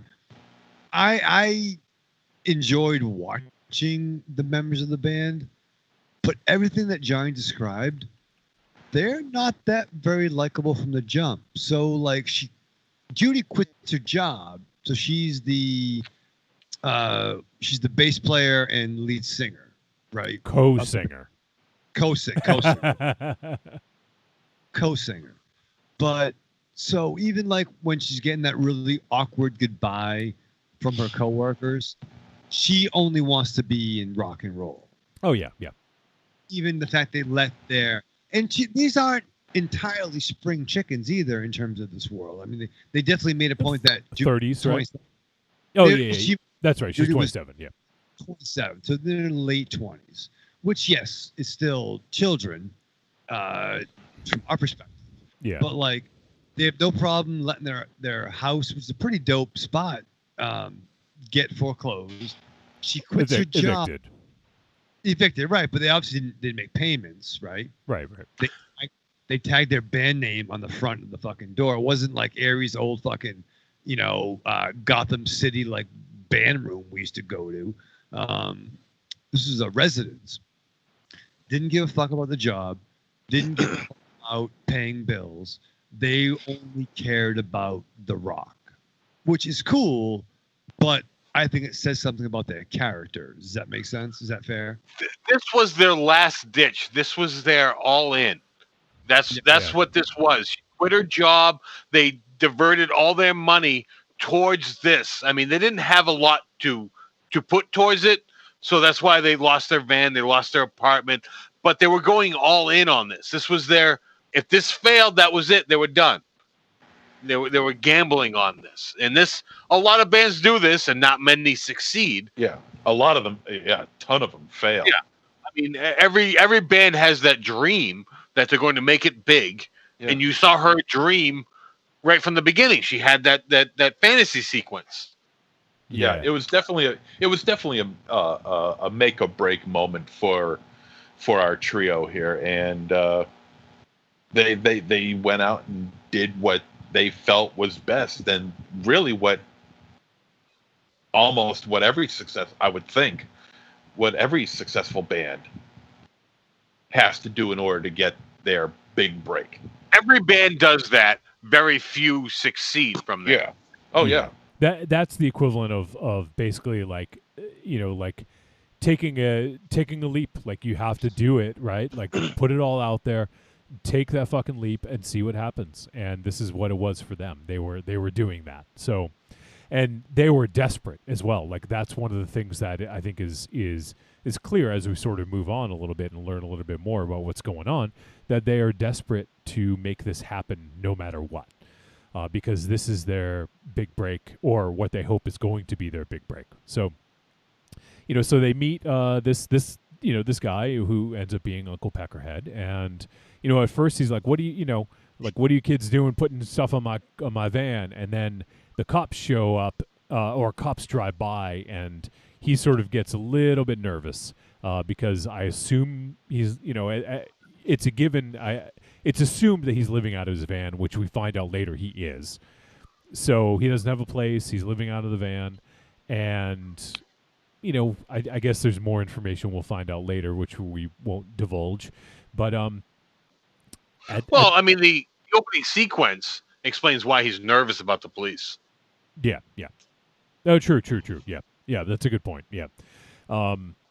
I kind of like... I recall that, but yeah, you're right about that. That it does sort of give that perspective. So eventually Uncle Peckerhead's like, "Oh, why didn't you tell me you guys were a band?" Or whatever. And he's like, "I can roadie for you." And he basically says, "Just give me gas money." And did he want a cut, or is it just gas money? I forget. I think he just wanted a cut and some gas money. Gas and food. Gas and food. And that's all he wanted, and he would drive them around for the tour in his van. So, obviously kind of a weird situation, someone you just meet, and they wanted to borrow a van. They didn't want to they weren't necessarily looking for someone to drive them. So, but from there, we head out on, basically head out on the road after that. Is there anything else worth mentioning you guys want to bring up before that happens? I think it's all sort of like, yeah. So they head out. First show, they get there. They're supposed to be there at 5. They're all worried about getting there and being late. And they get there and nobody's fucking there. Like, not even the promoter. Which, Aries, I'm sure you've encountered some situations like that, right? Oh yeah, I mean, I've actually been on both ends of that, where it's like I've shown up at the time they said, no one there, and I've worked at clubs where it's like loading at 7, and at 9 o'clock the band's like, we're here.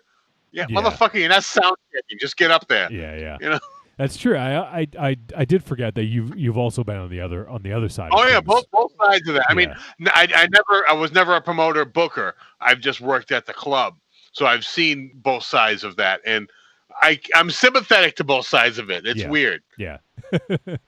So they get there and they're just waiting in the van because nobody's showing up, and then somebody fucking shows up. And then they go. Judy goes in to talk about, hey, sound check. When do we load in? Find out when load in is, and the dude's just fucking eating a sandwich, fucking like glutton, like yeah. He goes to shake his hand, and he's fucking licking lettuce off his fingers. The guy's disgusting. with a total not give a shit attitude. Yeah. So and then he's like, what did he say? There was no sound check, right? Is that what it was? Or he's like, no sound check. But can you do 3 hours with 15-minute break between sets? Yeah. She's like, we can do 20 minutes. 22 if we do a cover. yeah. Misfits cover. Yeah. That's pushing it for a Misfits cover. I don't know. That's honestly, when my band first started out, that was actually one of our concerns. Because we only had about 25 to 30 minutes worth of material on our first show, and we're like, holy shit! Hopefully they don't ask us to play longer because we don't know what the fuck we're gonna do, So I can actually kind of relate to that, in terms of having a 5 songs or whatever prepared and then nothing else. Because when you're starting out, like you just learn, you work on a few songs, you get them, and then you do that. And you could probably do a few covers and stuff like that, but for a band like that, you maybe want to do one cover, but you don't want to do more than that because then you're a cover band, right? Oh, exactly. Yeah. So, but I mean that's like the worst case scenario with them, because I remember being in that situation where it's like, yeah, we need you to play 25 minutes, and you show up and they're like, yeah, the band canceled. Can you do 45? And you're like, fuck. It's like, okay, I guess we could drag out some of the songs. We'll play this one twice. Yeah. Well, do you guys can you guys do that cover we were practicing? And they were like, no, I don't remember. So it's so I can totally relate to that. And then they finally get load in, and there's like, and then they're doing sound check, and it was like everyone's had a sound check like that. It was miserable. There's feedback, and it sounds terrible, and then there's literally 3 people in there, 3 people in the fucking club, and they're all like older towny guys, right?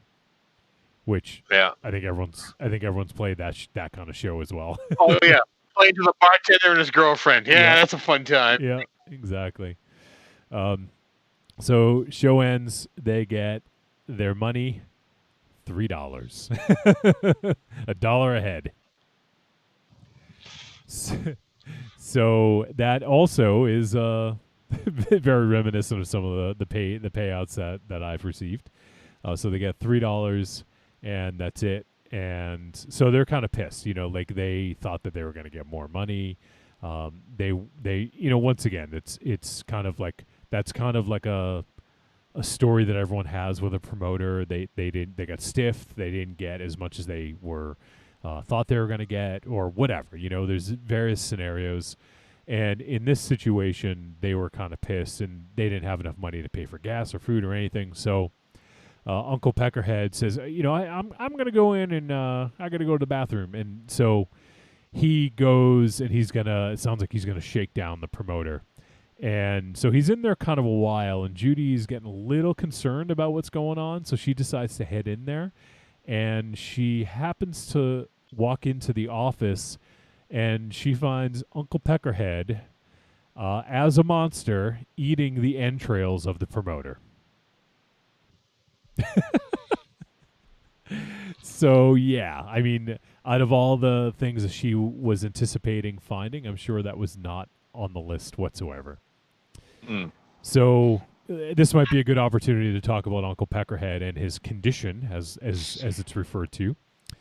At midnight, every day at midnight for 13 minutes, he turns into a monster. Now, he resembles a zombie, I would say, and has some zombie-like sort of predilections, but I've seen him referred to as a demon. So I don't know. Obviously, he's not dead, because he's after the 13 minutes, he's alive. He's fine. So I guess that's probably accurate. That he's a demon. But yeah, for 13 minutes every single day at midnight, he turns into a monster, and so he says he can control it. He sedates himself, but in this case, he didn't want to because he wanted to basically get back at this promoter and then also get them their money that they deserved. So he kills his promoter, basically tears him to shreds, eats his entrails, and steals the money. And Judy happens to walk in and see this happening. And so she heads back out to the van, and she's like, oh, my God, like what I just saw. And then so they all head in, and everyone is just pretty much vomiting at what they see with the dead promoter. Now, I love the banter before that. No, you were mistaken. Oh, you're right, yeah. That whole banter back and forth, I absolutely loved that. And it wasn't until they were like, I'm going to go look, before he was like, wait a second, maybe I should explain. Yeah, it's a good point, because Uncle Peckerhead is trying to deny it, obviously, and he's like, no, you didn't see anything. He's not dead. And they're like, all right, let's go see. And he's like, all right, well, honestly. As far as the puking goes, the only one who was puking was Max. Oh, you're right. Yeah. The male guitar lead, and also co-vocalist, who, with a few extra pounds added to him, looks amazingly like El Goro. And his reactions to things in this movie are hysterical. I think he's the best. I think he has the best performance in this movie. I am going to 100% agree with you. I think he was verbal reactions, outstanding.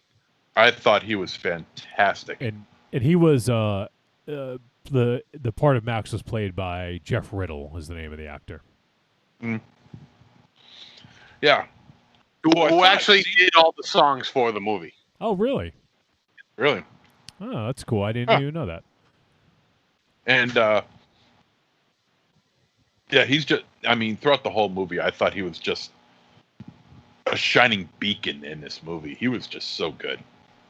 Yeah, I thought he definitely was funny, had some great reactions, and I also thought that a lot of the comedic timing between the three of them was pretty spot on.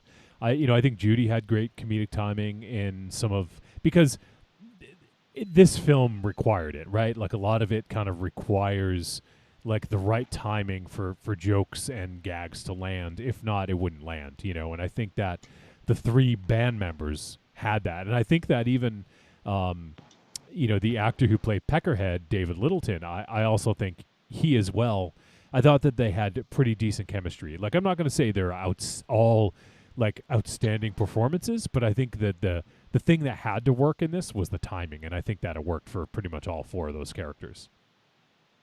Well, I think what I like most about our core four here is that they blend in. They don't stand out. They look like average, ordinary people. When you think of a startup band, or really anything like in that regard in film, it's always somebody who's what's the word? Polished up. And I appreciate that. There's little physical flaws in each one of these in everybody here, and I really appreciate that, because usually everyone's all looking proper and statuesque or buff or anything like that. You know, it's a big bunch of horse shit. I hate that. I really hate that. Here you got your core four here, and they look like average, ordinary people. Well, see, I mean, I'll agree with you, and I'll take that a step further. I like the fact that this punk band didn't look like the stereotypical movie punk band. Yeah. Like there was no one in the studded leather jacket and the mohawk or anything else. They just looked like three average people that just love punk rock. Although we do run into another band that. Well, yeah, he was just a douchebag. But still. But I mean, they somehow look like fit. average people. But when they played their music, you 100% bought that they loved their music. Yeah. Oh yeah, for sure. And I think you bought that they were friends. Like this group got together, and even Max's association, as we learn later on, was kind of an yep, that makes sense to me.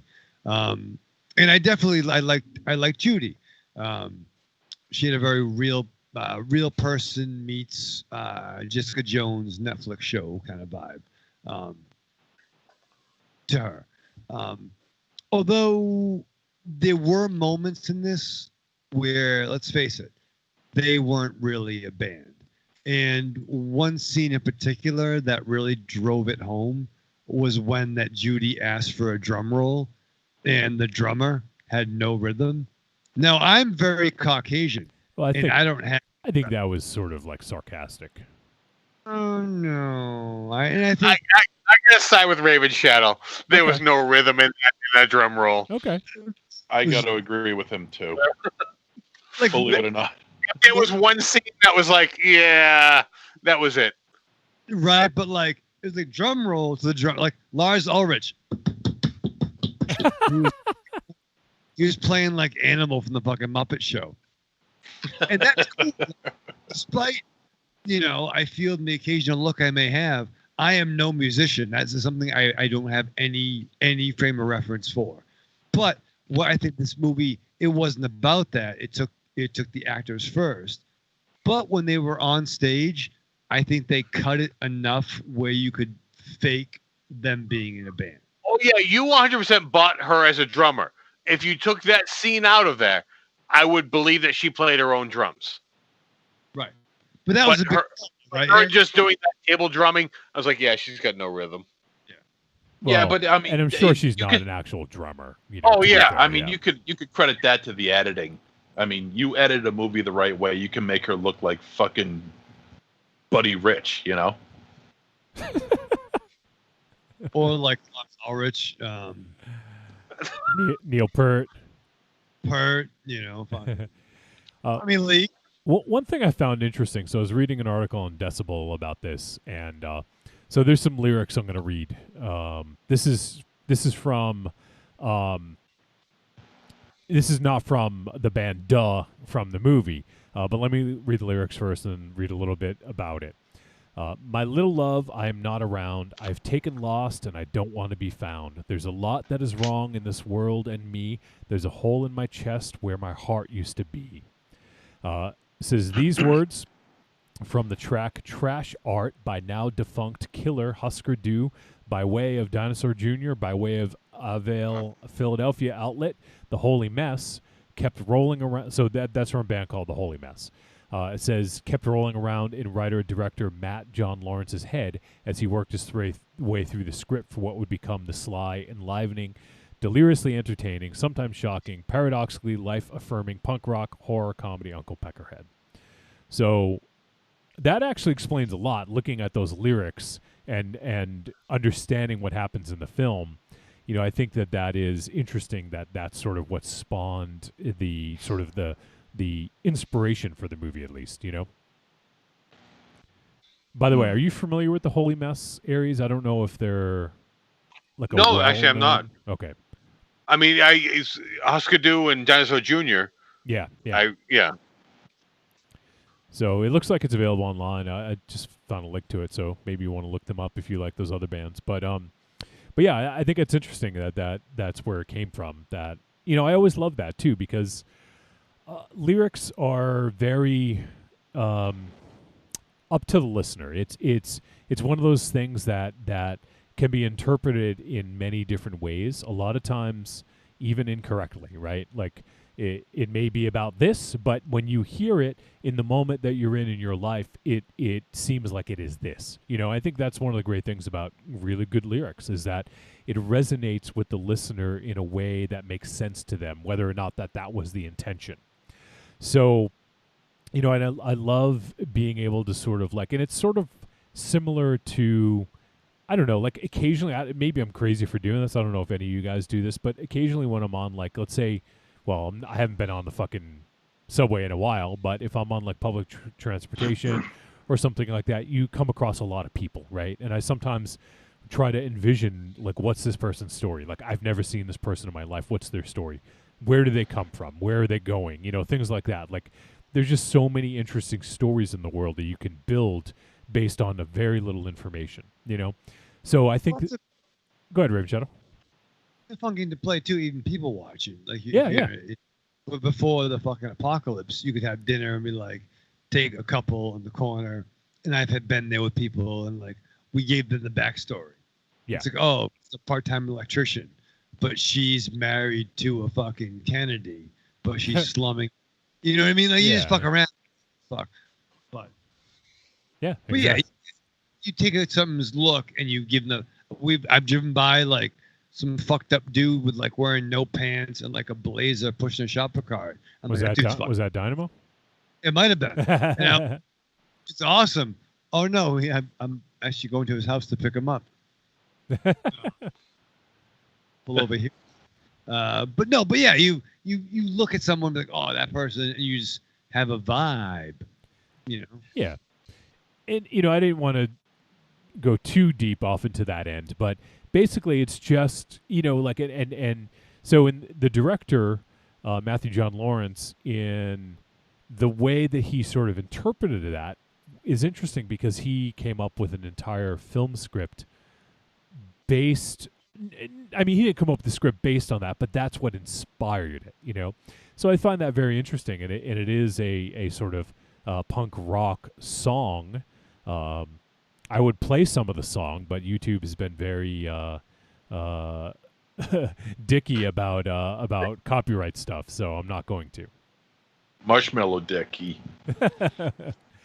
But yeah, I mean I think that's really cool, and I'm glad I actually read that because it is interesting to see where this came from, and obviously he's a fan of the music, which it shows, I think, in this film. I think you can see that. So I'm just kind of glad to get that perspective of it. Now, what did you guys think of Uncle Peckerhead and sort of his condition, as we're calling it? MZ, I know you're a big fan of horror movies and monsters. So what was your take? Yeah. Oh boy. I think it kind of fell flat. We didn't get to see as much of him as I would have liked. The demon, the Peckerhead demon. I really would have liked to see more of him. The normal, average, everyday Uncle Peckerhead, he seemed fine. I think the character was about as fleshed out as could possibly be. I mean, you didn't really need to know much more about him than what the band of Duh had to know about him. And but I think when the demon side of him came out, it just came off as somewhat underwhelming to me. I would have liked to have seen more of him, and it was kind of disappointing when we didn't get to see that. Well, okay, now I just want clarification. When you say you see more of him, you want more screen time of the character.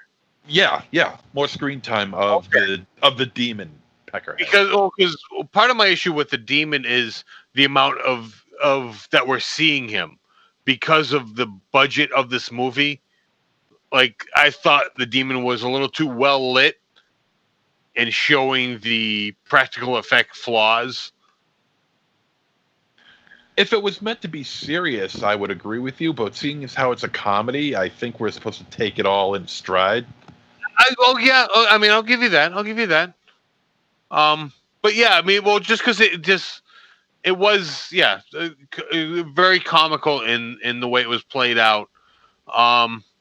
Okay, well, I'm gonna ask you to elaborate. Where would you want the more demon?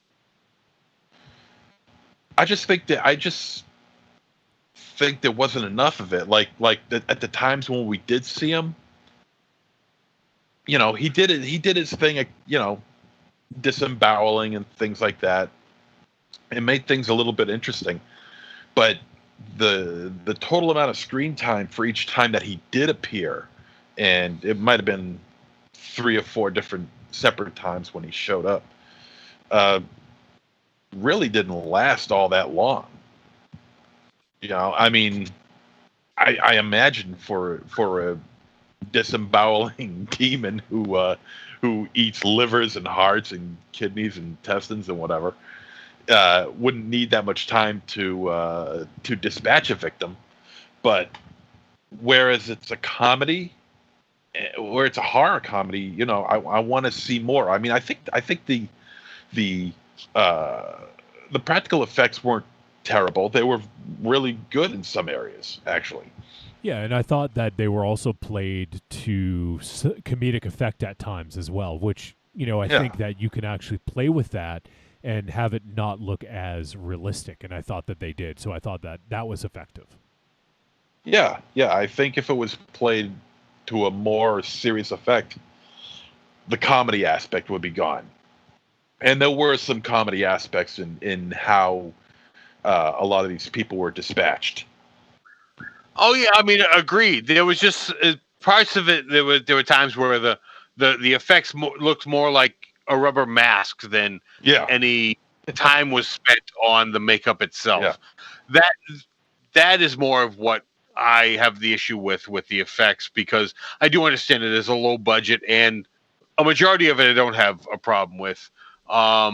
Even with you saying that you want more screen time, I don't have an issue with the amount of screen time, because you increase his screen time, then the overall movie needs to get longer. You need to increase the number of tour stops, and then this movie becomes more tedious than anything.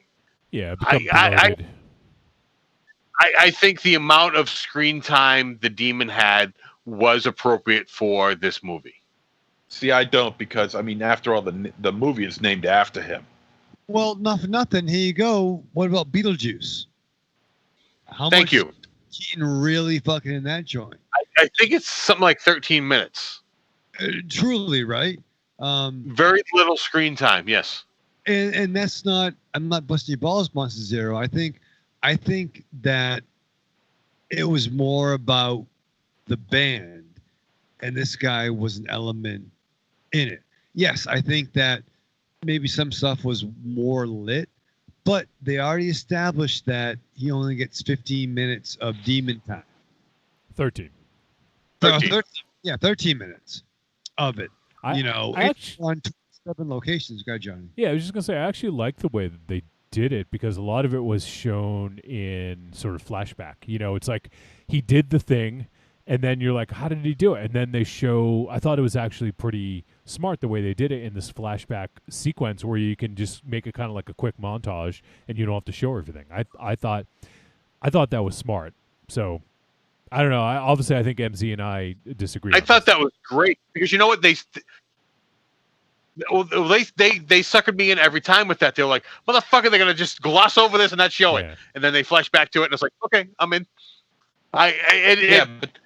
It pissed me off and drove me right back in multiple times. Yeah, but then you have a horror comedy that is holding back, and I hate that. I hate that. Though. I don't know. I feel that it's holding back. When I watched this, I felt somewhat cheated. Wow. Yeah. No, I felt somewhat cheated because I wanted to see.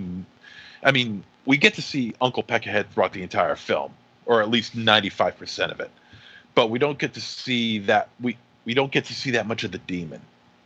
And I really wanted to see more of that. And I just feel like for a horror comedy to elaborate on the gore, to elaborate on practical effects, to elaborate on the demon, I just felt like it held back, it pulled back some.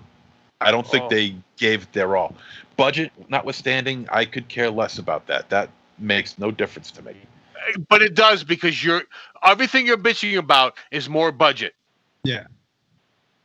Well, anybody can bitch about anything and then blame it on the budget.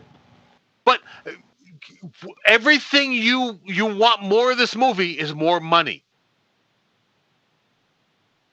Like so you're bitching about the budget. Well, then, I'm just reviewing what I see on the screen. Do you have a problem with the budget? Bottom line.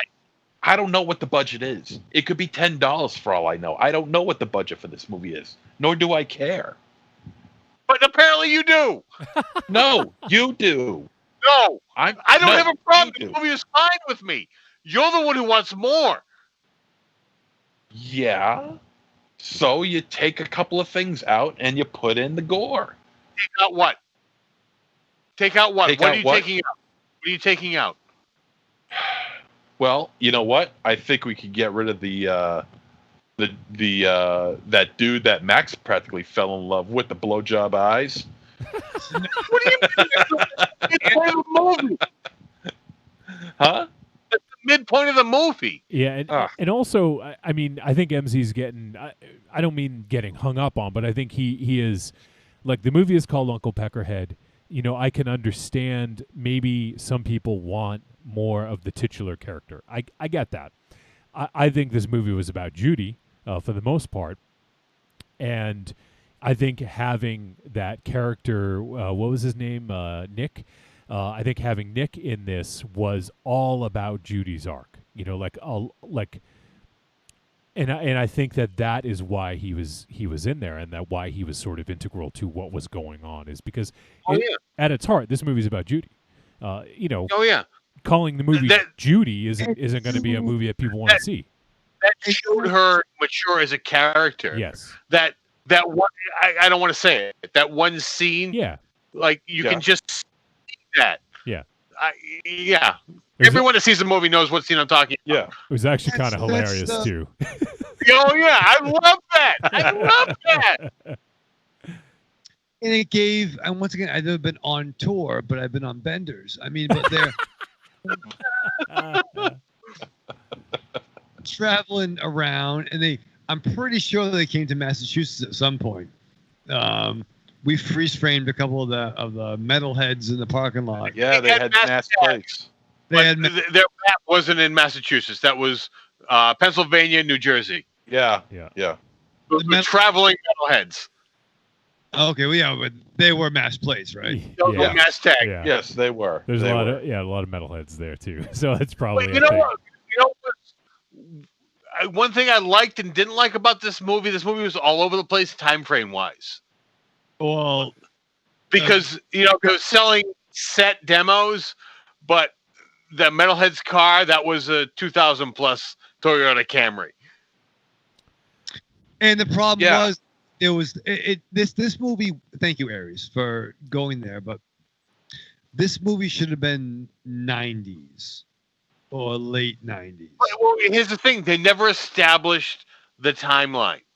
The only problem was the car, and also there was one scene when Judy is standing in front, and then you see a sign for the wife in the club. For the what? There's a sign where I think she's yelling at the band, but you see there's like a thumbtack Word document piece of paper that gives the Wi-Fi code of the club. Oh yeah, but that's, like I said, I love and hate that this movie doesn't exist in a particular time. Yeah. I was going to mention that too.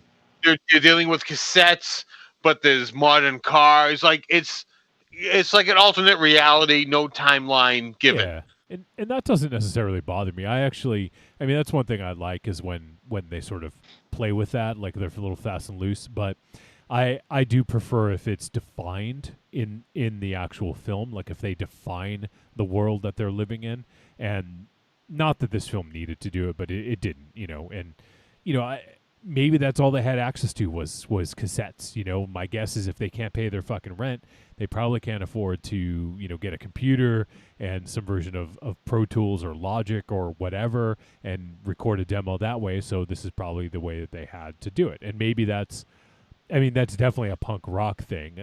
Punk rock in terms of like DIY, just fucking hit the recorder, do it, and put it out there, But the simple fact that the club didn't have a problem with the cassette demo, everyone was just accepting that they can pay $5 for a 7-song demo and $1 button.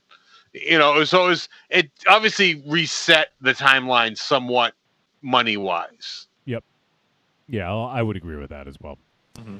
So I do want to start to wrap things up here because we're getting close to 10:30 and we typically are done with the film review by now. But I mean, I get what MZ's saying. Like the titular character, Uncle Peckerhead. If you wanted more from it, if you wanted more of him in it, I get it. But in essence, at its core, this film is about Judy. For the most part, I mean, it starts with her and it ends with her in a sense. Well, I guess in a sense, the film does open with Uncle Peckerhead, but the integral important scenes are all based around Judy and her character.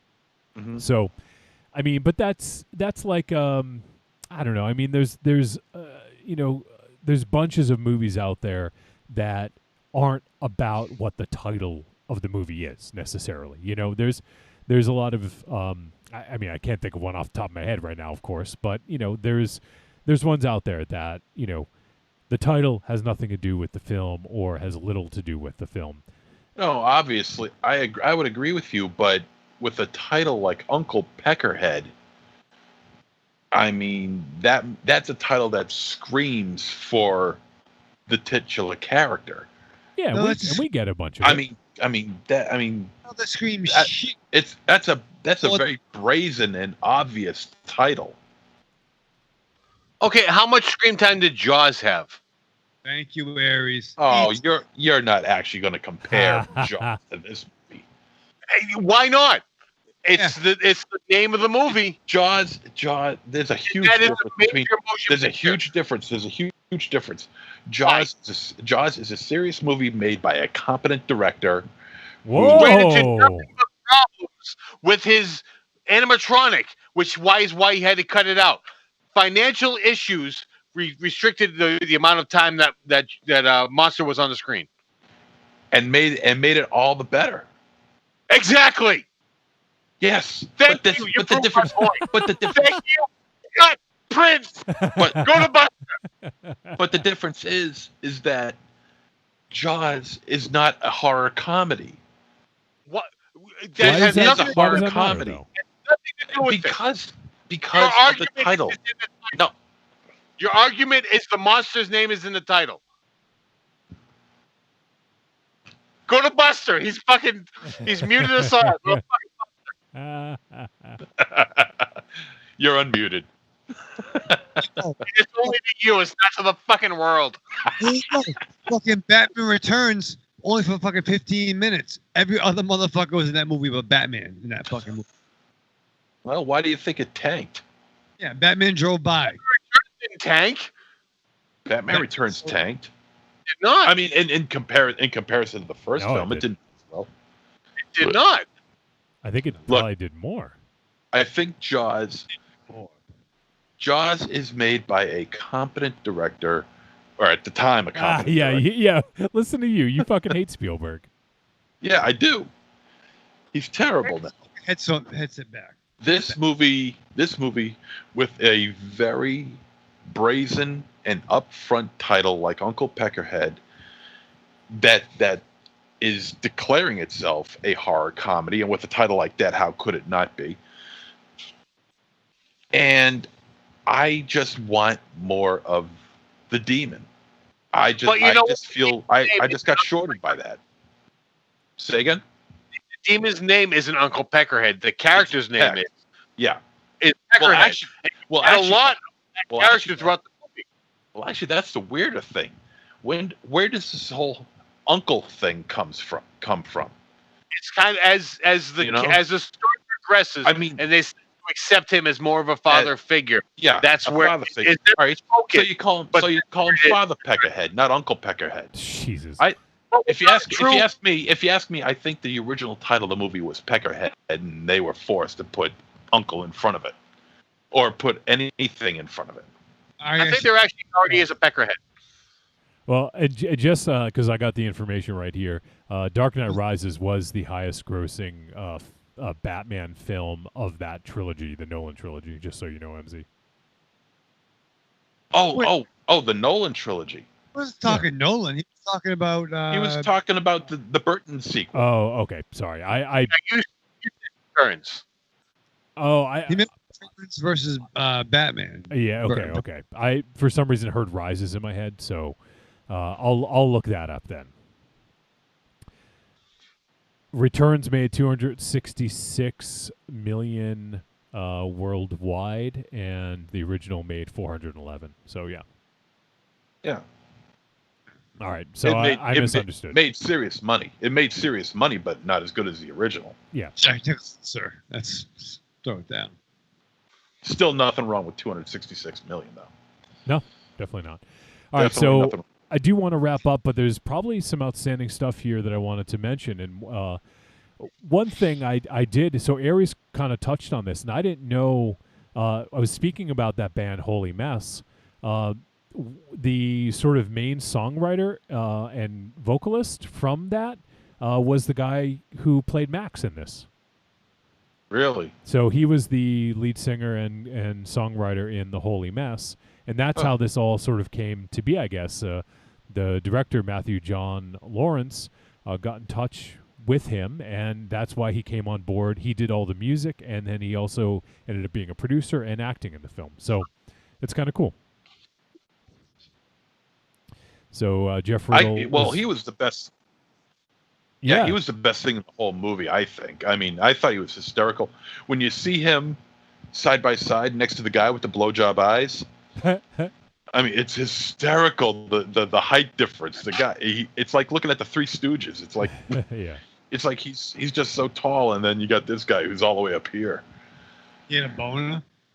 Yeah, he had a boner thinking about his teacher. Mr. whatever his name was. Yeah, that's pretty ridiculous. And we didn't really talk about the other band in that sort of last show that they played. Yeah. Or one of the last shows, I should say. The one that they were was originally the headliner and then wasn't, and like that fucking singer, man. Like everybody has met. Like Aries, you must have met someone like that. We all know that. We for fear of calling someone out, I guess I'll just fucking say it. We when I was back, when the Deadites were playing a lot of shows way back in the late '90s, we played a show. We opened up for the Electric Hellfire Club, and when we met the singer of Electric Hellfire Club, he basically thought we were like gophers to like get him stuff. He's like, "Oh, are you the helper?" Or like whatever. Like Mars would probably tell the story better than I did. But he thought we were just like there to like help him or something like that. And like we went to shake his hand, and he does one of these, like you extend your hand to shake, and he does one of these and grabs your hand and like shakes it like that. And I was like, "Are you fucking serious, dude?" I don't know if you guys the whole dainty really? like handshake, yeah. And he was a fucking piece of work, man. So what a douchebag. Yeah, but that's kind of like the guy in this reminded me of that situation. But yeah, I just thought that was that character was, I thought, well portrayed and kind of fucking spot on and hilarious. Yeah, unfortunately that hit a little too close to home. Like, just shivers up my spine. Both when I was in the band and working at the bar. Just of those fucking douchebags. Yeah, exactly. All right. Well, we should probably head to the verdict on this one because we're running a little bit late here, and then you guys can give any final thoughts. Or Raven Show, was there anything else you wanted to comment on before we head to the verdict? I'll go verdict. Go verdict. Okay, let's do the verdict. Oops. Trick or treat, baby. I wonder if people would say you're a trick or a treat. Trick or treat, motherfucker. All right. Monster Zero. This movie has some moments that are a pure joy. The writing, I think, is very good. I think the jokes, for the most part, hit them out of the park. I think they're very good. What's his name? Jeff Riddle? Jeff Riddle, yep. Jeff Riddle, yeah. I think he puts in the best performance in the entire film. I think he's just hysterical. His character of Max is just ridiculous.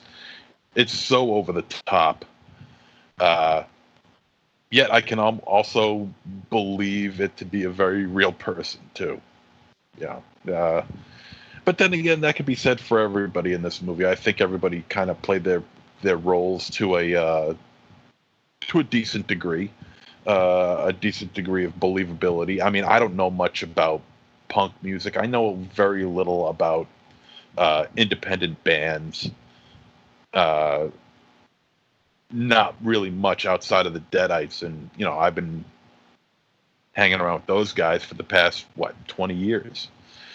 So, I mean, if they say that what they say in this movie is what happens in real life, then I'm willing to believe it. The problem I have with this film is that it doesn't push the envelope. It plays it a little safe. It's the kind of movie that looks good on paper, but when it's translated to film, it kind of falls apart. Which is, I'm not saying it's a terrible film, but it's one that is just on the fence for me, where you have the writing kind of pushing it to one side where it could be a treat, to the other side where the script just doesn't feel like it's pushing that envelope. And because there's a lot of potential here, I just don't think they pushed it far enough. Ever since I watched it, I've been teetering back and forth as to what I was going to rate it. And the more I think about it, the more I think I'm going to say that this is a extremely minor trick. I just think that the titular character should have had more going on. As far as the demon aspect of this character goes.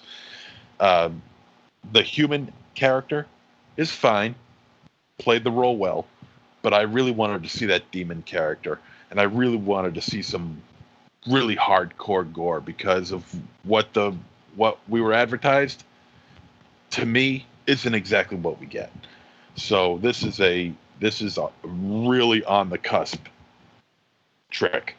I would say 51% trick, 49% treat, but it is a trick nonetheless. All right, let's hear from Michael Ravenshadow. I probably couldn't disagree more. I think we've watched a lot of films this year, or we discussed films this year that had a horror comedy slant, and most times it's more comedy than horror, and you don't feel a sense of dread. And I feel that there were some maybe funny moments in this, but I don't think the comedy was the defining focus. I think it was an idiot band doing dumb shit and being fucking not practical. drove some of the comedy, but I don't think it made the viewer feel like they were watching fucking something slapsticky. I think that Peckerhead was the demon, whether he was in human form or demon form. And I thought he was remarkably charismatic. I thought it was Judy's story. I do take it back to Beetlejuice and Jaws, where you can't have it be all demon all the fucking time. Beetlejuice. Beetlejuice. And the fact that I'd be really fucking concerned. Listen, I've fractured the occasional law and commandment in my 43 years. I have. And whatever the fuck, you can't judge me. But if I was going to start on a tour and my fucking roadie killed somebody, I would probably fucking call the cops. These kids didn't give a fuck about, and the people that were in the wake of Peckerhead weren't all terrible people. They were assholes. They were dicks, but they weren't like people that deserved to die. You know what I'm saying? So, like, I think the Scooby Gang in this picture were almost as accountable as Peckerhead was. It was, and I was very concerned about the consequences. I was very happy there were consequences in this film. But I think this had more horror than comedy, and I mean that as a strength of the picture, where there were parts that were like, "Oh shit, that's fucking gory. He's eating his balls." The defecation was a weird surprise. Surprise, yeah. I feel it changed the power level, or changed the mythology a bit. But no, man. If you want to do, what was the joint with my boy from the Can't Hardly Wait? Shit. Something Devil's Candy, right? Devil's Candy, Green Room, and Uncle Peckerhead would be a great triple threat if you just wanted to vibe. And just wanted to vibe. Although Devil's Candy was more metal, but it did have some punk. Right, we had metal, but yeah. I'm saying that it's mutually exclusive. I don't know, watch fucking Green Room, Straight Outta Compton, Spinal Tap in this fucking movie. I don't know. It was Jesus fun, man. Christ. All right, well, what is it? It's a movie, Johnny. No, your fucking verdict, you asshole. God damn it. Fun, right? We all's fun. Say the fucking word. Say it. Treat. All right. Thank God. Jeez. Aries. It's like pulling fucking teeth. Tell your story. Oh God, yeah, you're exhausting. I'm exhausted. Yeah, go take a nap. Now, normally I am all for everyone having their opinion, but MZ is just fucking wrong. His opinion is wrong. Doesn't fucking get this movie. Yeah, you know what you can do with that finger. Because this movie, I mean, Uncle Peckerhead. That character had a majority, I wouldn't say majority, but had a greater portion of the screen time. Whether he was the demon or the human, he had a lot of the screen time, even though this movie was mainly about Judy and the band.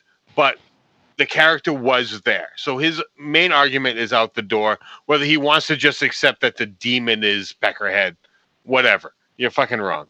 But this movie is so enjoyable. This movie is not a laugh out loud comedy, but it is just a comedy that you sit there with a stupid shit-eating grin on your face as you're watching all this happen, with the absurdity of the kills and what happens. It's just, you just sit there and you get lost in this movie. This movie had a low budget and they did amazing things with that budget. It's not going to be a Hollywood movie. This movie is not going to win an Oscar, but it doesn't need to. This movie just needs to suck you in and have you lose reality for a half hour, and that's exactly what this movie does. Sit down, watch this movie. This movie is a treat. All right, and for me, I will also say this is a treat. I had fun with this, and obviously I'm a little bit biased because playing in bands. It's one of those things that I just enjoy seeing that world play out, and I thought this was an interesting take on it, and so I really did enjoy that, and I did. Contrary to what MZ said, I thought that Uncle Peckerhead was played to great effect. I think if there's more of it, it would have been too much. So for me, just counter to what he said, it was just right, and it was a little jarring when they would all of a sudden cut ahead to him being done with the 13 minutes, and then they would go ahead and do like a quick little sort of flashback of like a montage of what happened. But I actually thought that ended up, the first time I was like, oh, that's kind of weird. And the second time I was like, okay, actually, like that works. And it actually is kind of comedic the way they did it.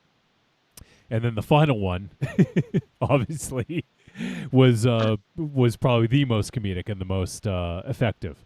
So for me, that worked, and I did enjoy it. And I think that it just as a whole, I think this movie does work. It's funny.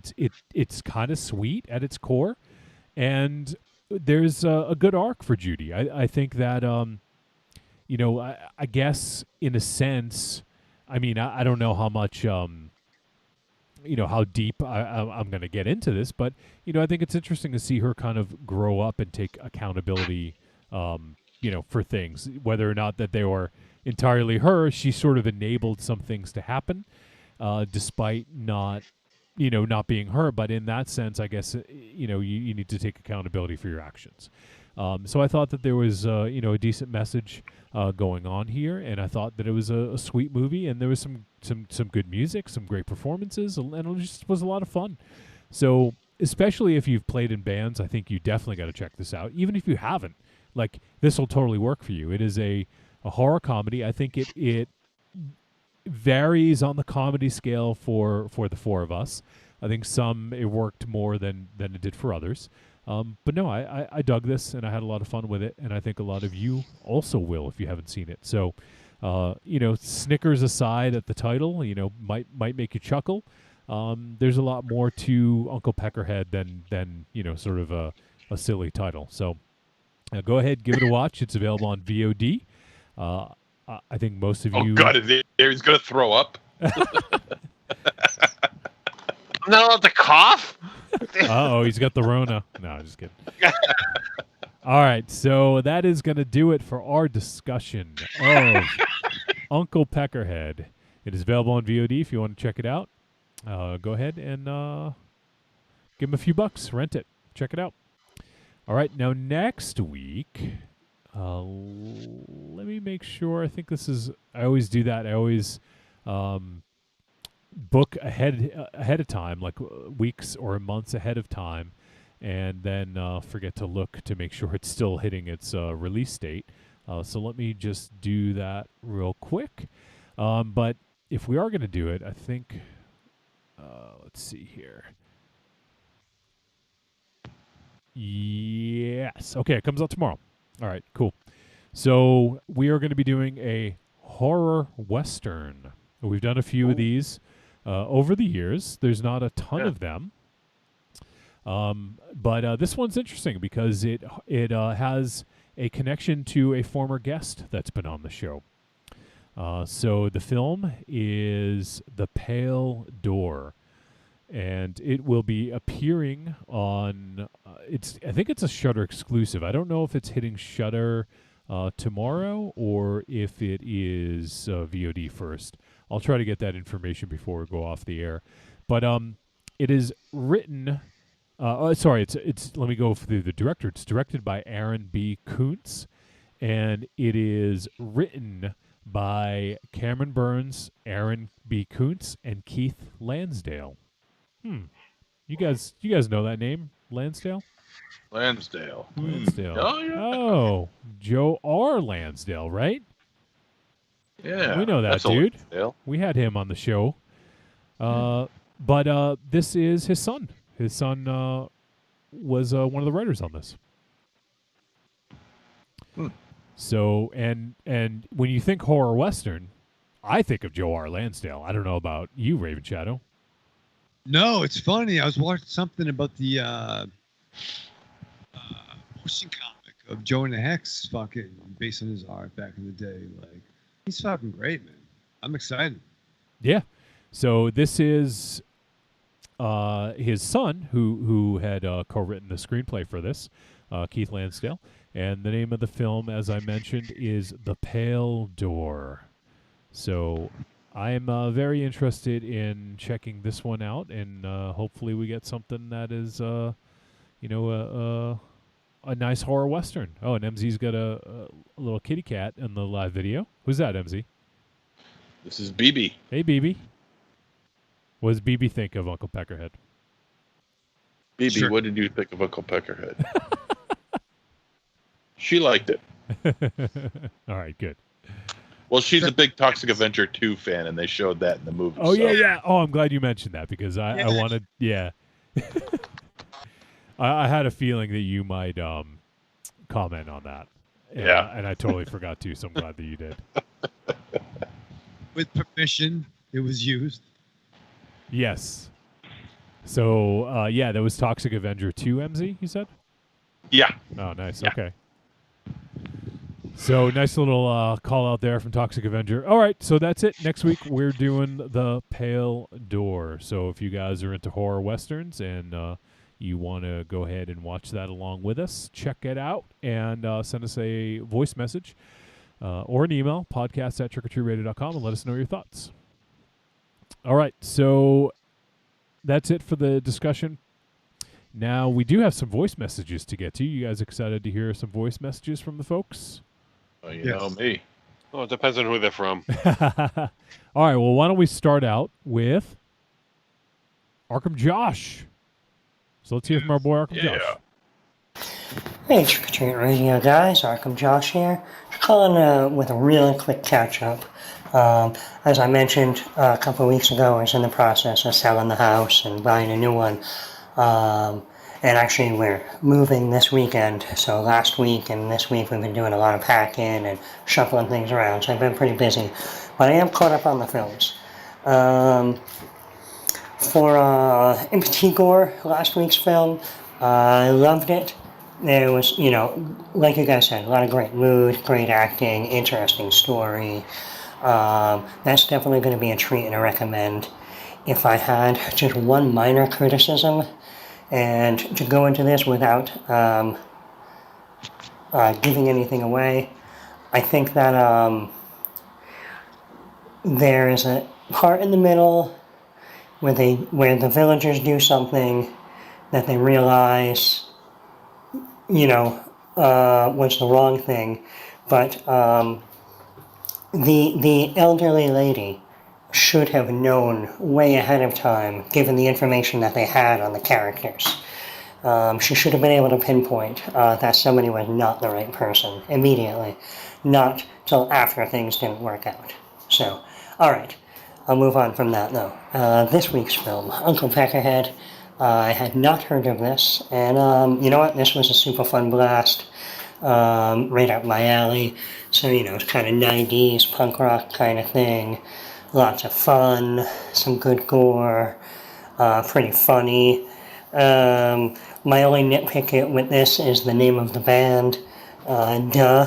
Not that it's a bad name, but there is a notable 90s band called Duh that was a noise rock collaboration between members of Steel Pole Bathtub, Faith No More, and numerous other bands.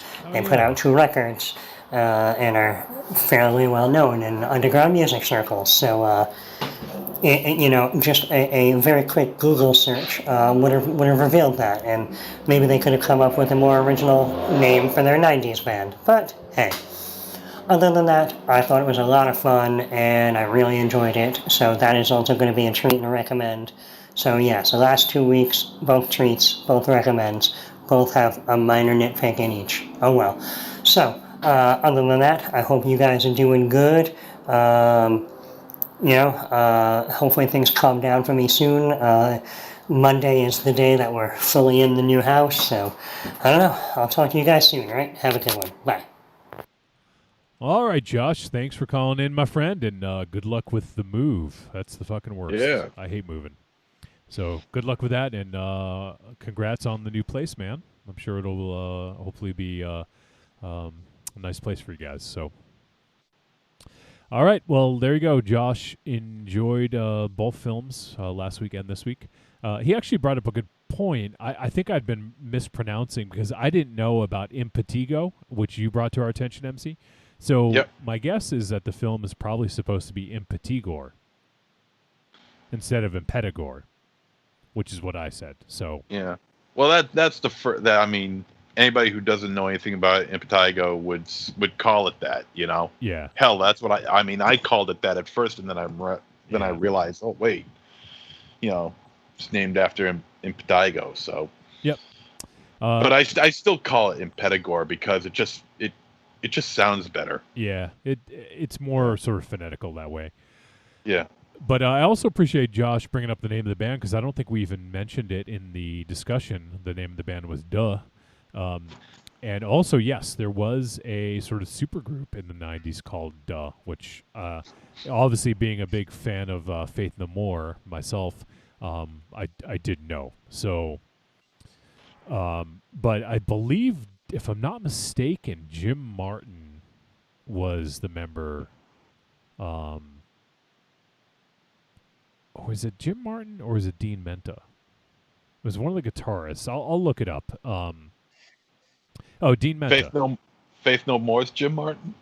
Yeah. One of the guitarists from Faith No More was in Duh. And I couldn't remember which guitarist it was, but it was not Jim Martin. It was Dean Menta. So he was in the band Duh. So there you go. Let me see if I can find out who else was in the band.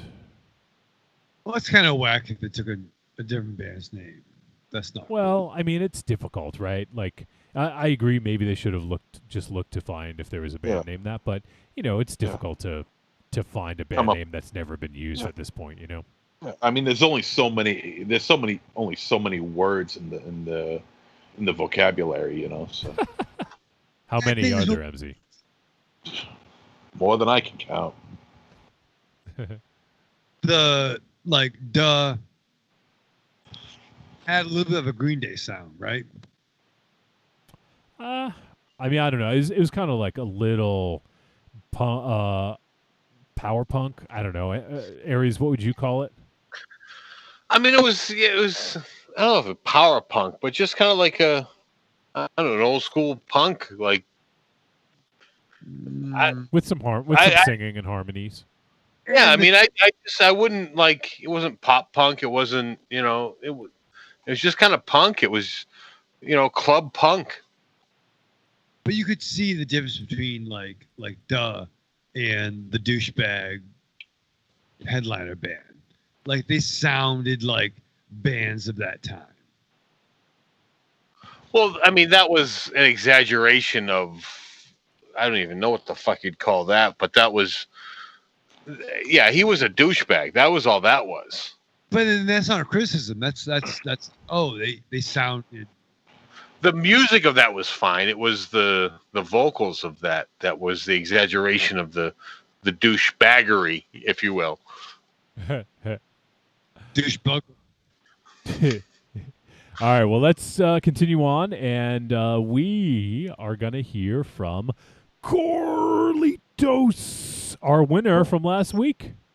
Hey, Trick or Treat Radio, it's Carlitos. How you guys doing? Good, man. I thought I'd call and suggest a couple of new nicknames for MZ there to show his mailing prowess. So I'll cut right to it. So I thought maybe what works? Let me see. How about Postmaster Monster Zero? Oh, or better yet, Postmaster Zero. Post Monster or Post Monster Zero. I don't know. I'm not really good with nicknames. You guys are the nickname masters, so you guys could maybe work that out. Just something to help balance out the the layer of lost swag or something like that. So. Not to bust Raven Shadow's balls anymore, but, we're talking from one coast to the other in 2 days over a Sunday, no less. Yeah, that's impressive. So I'm just saying, that's all. That's a new example. That's a standard. You can't. That's a bar that can't be leaped any higher. So everybody, my cat's right in front of my face. So everybody, give Monster Zero, not me, but Monster Zero a hand. All right. So give him a hand right in the shadow. Come on, man. Give him a hand. So I thought. So there's that. I did see Impetigore, and I liked it quite a bit. I do think the title does cheapen the film a bit, kind of sells it what it really ain't. It's more this kind of not slow moving, but like a more atmospheric, very dread-filled type of horror film. Not really a gore fest, but that's just me though. And that's it. Anyway, I'll let you guys go. I just want to say that I'm safe. 2020 decided to rear its ugly head towards us Californians and decided to send a thunderstorm in the middle of a heat wave, and now we're on fire again. Yeah. So there's a fire fairly nearby, but it doesn't seem like I'm in any danger. But I can't say the same for other people. So you guys have a good one, and I'll talk to you later. Bye. All right, Carlitos, thanks, man. And when you get a chance to check out Morbid Tales, let us know what you think. And MZ, way to go, buddy. Yeah. Way to go. Yeah, from the layer of sense swag. Send that guy a fire extinguisher, pronto. Yeah. Oh man, stay safe out there, Carl. Stay safe out there, Carlitos, because it's not like there's not enough out there right now that's fucking troubling in the world. Raven Chow, you had something to say? Yeah. Well, no, it's nothing more important than Carlito being safe and right, friends up. Sure. So yeah, it was a Bombaleo dick jokes, but no, be safe, bro. Yeah, you were just gonna try to justify your not sending corny stuff. Yeah. Please. Not corny stuff. I was gonna talk about some real things going on in the USPS, but no, I think what's more important is that Carlito's safe. Well, and he got his DVD. And so everything going on in the world, with everything going on with the USPS, he gets it. MZ gets it to him in 2 fucking days, and one of those days was a Sunday. Okay, across the country. Across the country, from one side to the other, 3,200 miles. It made the trip. That's right. I didn't fuck around. Listen, Kevin Costner's not involved. There's fucking a lot of things going on. It would have taken a while if he was. Yes. Listen, there's been things that were shipped from my work job to my house. It took a fucking week, and it's only 2 minutes from my place to my work job. Just saying. You must have mailed it So to your place. basically, what you're saying is MZ got fucking lucky.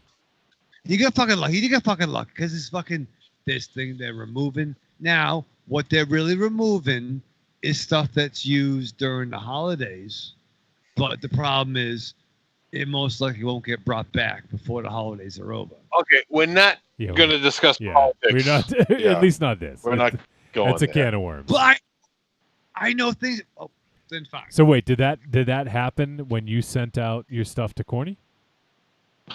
Can't talk about it because fucking war. Oh, apparently that's what you're trying to blame. No, apparently the mailbox you dropped it in was confiscated. Yeah. Is that what you're saying? Wait, Is that in the back of the truck? I see. So wait. The mailbox you put it in got taken out on a truck, and that truck drove all the way down to Corny, making stops along the way, and then it took like 8 months, right? And then around, came back to New England. And it ended up back in your basement where Marion it out. I'm saying is that I think we can all agree that Carlito's the big one and he got lucky. He got lucky. He got lucky that MZ was mailing it. Yeah, exactly. Fine. No, I'm not having an agenda, but I'm just saying that you're not having a gender. No, I'm not. I don't have a gender specific. I'm cool with that, but I that's surprising coming from you, Raven Shadow. I don't know what I'm saying. All I'm saying is I'm glad Carlito got his fucking, DVD, but it's all fucking different, dude. You know how difficult Morbid Tales is to find in stores these days, Raven Shadow?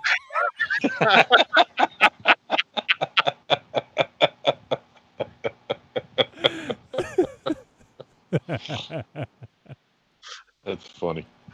I give a fuck. I got it. All right, Carlos. Thanks, man, and stay safe out there. And also, Carlos, check out I know Carlitos is a patron supporter. Check out all the new stuff. We appreciate the support, my friend. And I'm going to read something in Facebook that he said I wouldn't read, but Tim Nice is hanging out. He says, Producer Wolfie, good job with the actual presentation of the show with people all recording from different places. Kudos to you. Best producer in the game as far as I'm concerned. I know you won't read this because you don't like to toot your own horn, but beep, beep. Truly, this is pretty awesome.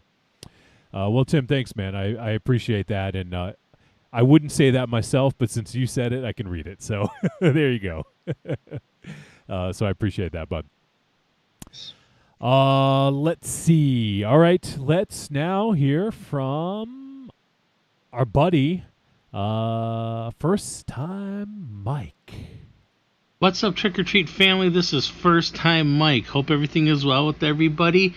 Wow, I'm glad Monster Zero is back. I was a little worried about him. I thought if he didn't show up after, that one episode he was gone, we would have to have a new segment every episode of Trick or Treat Radio called "Where in the World is that pervert Monster Zero?" Yeah, boom, boom, boom, boom. Yeah. All right, there's a certain people that might get that reference. But on the other hand, here we go. I have some short reviews of just like 1 or 2 sentence reviews of different movies that have been played on the past couple years of Trick or Treat Radio that I've watched within the past month or two that I have some small reviews of. Awesome. Episode 398, Uncut Gems, Treat. Adam Sandler's asshole character taken to 110%. It's a tough, rough watch, but it's ultimately satisfying. A good movie. Love that. Episode 391, Dr. Sleep, Treat. Yeah. A fun adaptation that gives enough respect to the movie and the book of The Shining, but doesn't drown you in it. I thought it was Ewan McGregor did a pretty good job in it. Episode 375, Bliss, Treat. Outhouse vampire film meets splatterpunk excess.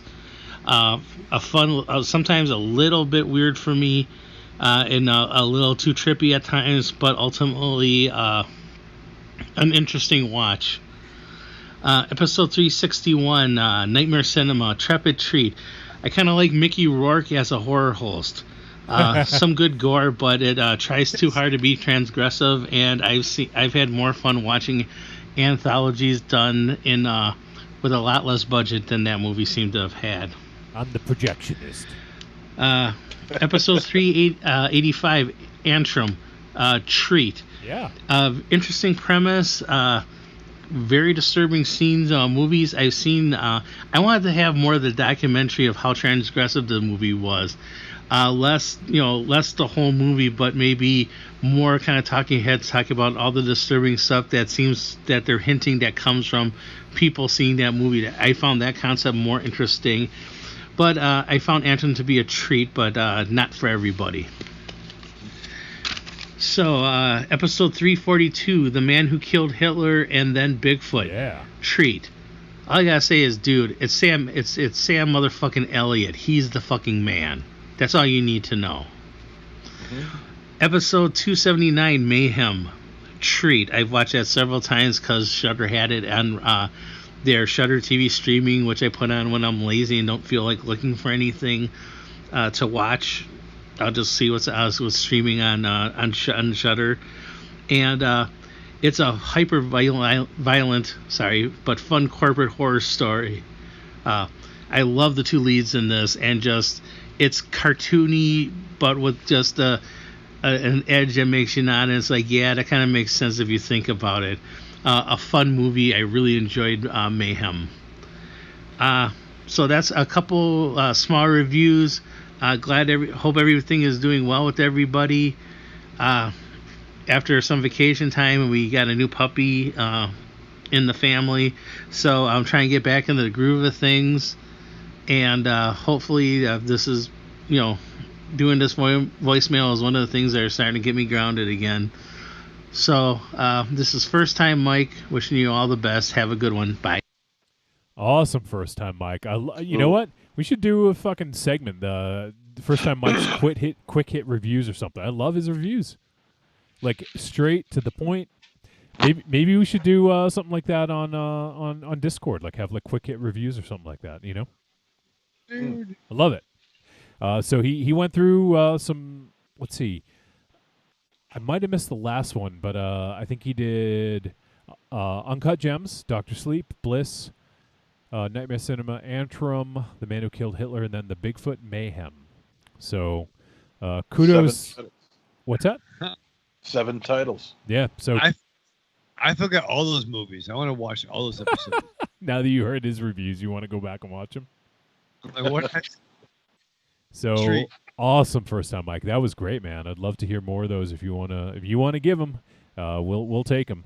But hope you're staying safe out there, my friend. And yeah, check out the. I know first time Mike's a supporter. Check out Patreon. See the new goodies you got. All right, we got 2 more voice messages. This one is from Evil Corny, Raven Shadow's new best friend once again. Right, Raven Shadow? Same best friend. Same best friend. Okay, let's hear from Corny. Hey guys, this is Evil Corny. I just got finished watching Uncle Peckerhead. I thought it was just an okay film. So I'm going to give it a tepid treat. There's a couple scenes in, like the Peeping Tom scene and how it ended are 2 things that I really enjoyed about it. But still, overall, I just thought it was just okay. So tepid treat. Y'all have a good one. Evil Corny out. Oh yeah, guys. Me and Raven Shadow are friends again. We talked a little bit before the show, and he's listened to a couple of the From the Canopy podcast episodes, and we've been talking about watching the Watchmen series that he's going through. But you all have a good one. Evil Corny out. Me? See? What up, MZ? Yeah. It's about time he called me. He called everybody else except me for years. There you go, Corny. What up? What up, Corny? I'm surprised you didn't do. What's up? Oh God, that's so 2000s. I know. That's why I'm surprised you didn't do it. So awesome, Corny. Well, hey, you didn't love it, but you watched it. Glad you checked it out, my friend, and glad you and Raven Shadow patch things up. Wait until next week. Yeah. Shit. So one more voice message, and I think this is in relation to a Patreon episode. Speaking of Patreon, I believe. So let's check out and hear from our boy EF Contentment. This is EF sending you all a very, very, very, very, very, very belated comment on Patreon episode number 7 from February, the summer school audio commentary. Yes. I just wanted to say I really enjoyed it, and hearing you all in the same room brought back memories of a long forgotten time before some dude fucked the bat, or whatever it was that got us into this mess. Anyway, there seemed to be confusion from MZ and Raven Shadow regarding Mark Harmon's character in the film Shoop going to a male strip club on ladies' night. They found it difficult to believe that Shoop would go there to pick up on chicks when he was already trying to hook up with Kirstie Alley's character, Robin. See, Shoop is a very pragmatic and realistic person who recognizes that while his 21-year-old girlfriend is currently in Hawaii, she's most likely getting treated not unlike a roast pig at a luau, so it's safe to say he's now as good as single. But since Robin keeps turning him down, and he's also dealing with the advances of a 16-year-old student, which he clearly cannot and should not reciprocate, well, our boy Shoop probably has a lot of frustration going on downstairs. He needs some release. And he'll be goddamned if he's going to use the same hand he dips into peanut butter and jelly to share with his dog. No, that's not an option. So it's off to the strip bar, where there are plenty of hot and bothered women who aren't going home with any of the onstage beefcake. And they'll surely settle for any dude who has the balls to actually go to a strip club on ladies' night to pick up on women. And if you don't think any of those ladies would go home with him, look at it this way. Have you ever watched a cooking show on the Food Network? And then, afterwards you're hungry and you look for something to eat in the kitchen and all you can find is like a Hot Pocket or an Uncrustable. And somehow watching that cooking show before made what you're eating now much better than it really is. Oh, shit. I don't know what I'm talking about. My apologies for stealing your time. Take care and be well, gentlemen. That was fucking awesome. Raven Shadow knows exactly what you're talking about. That's spot on. Yeah. Spot on. I love EF Contentment so much because I have leftover 2-year anniversary dinner at the house, so which is like tempuras and tapas over the fuck. Tempuras and tapas. I don't know what that was. I don't know. It's expensive, but I might put a meatball and cheese hot pocket on. So I love EF. Dude, call me. I'm around Sunday around 6:00.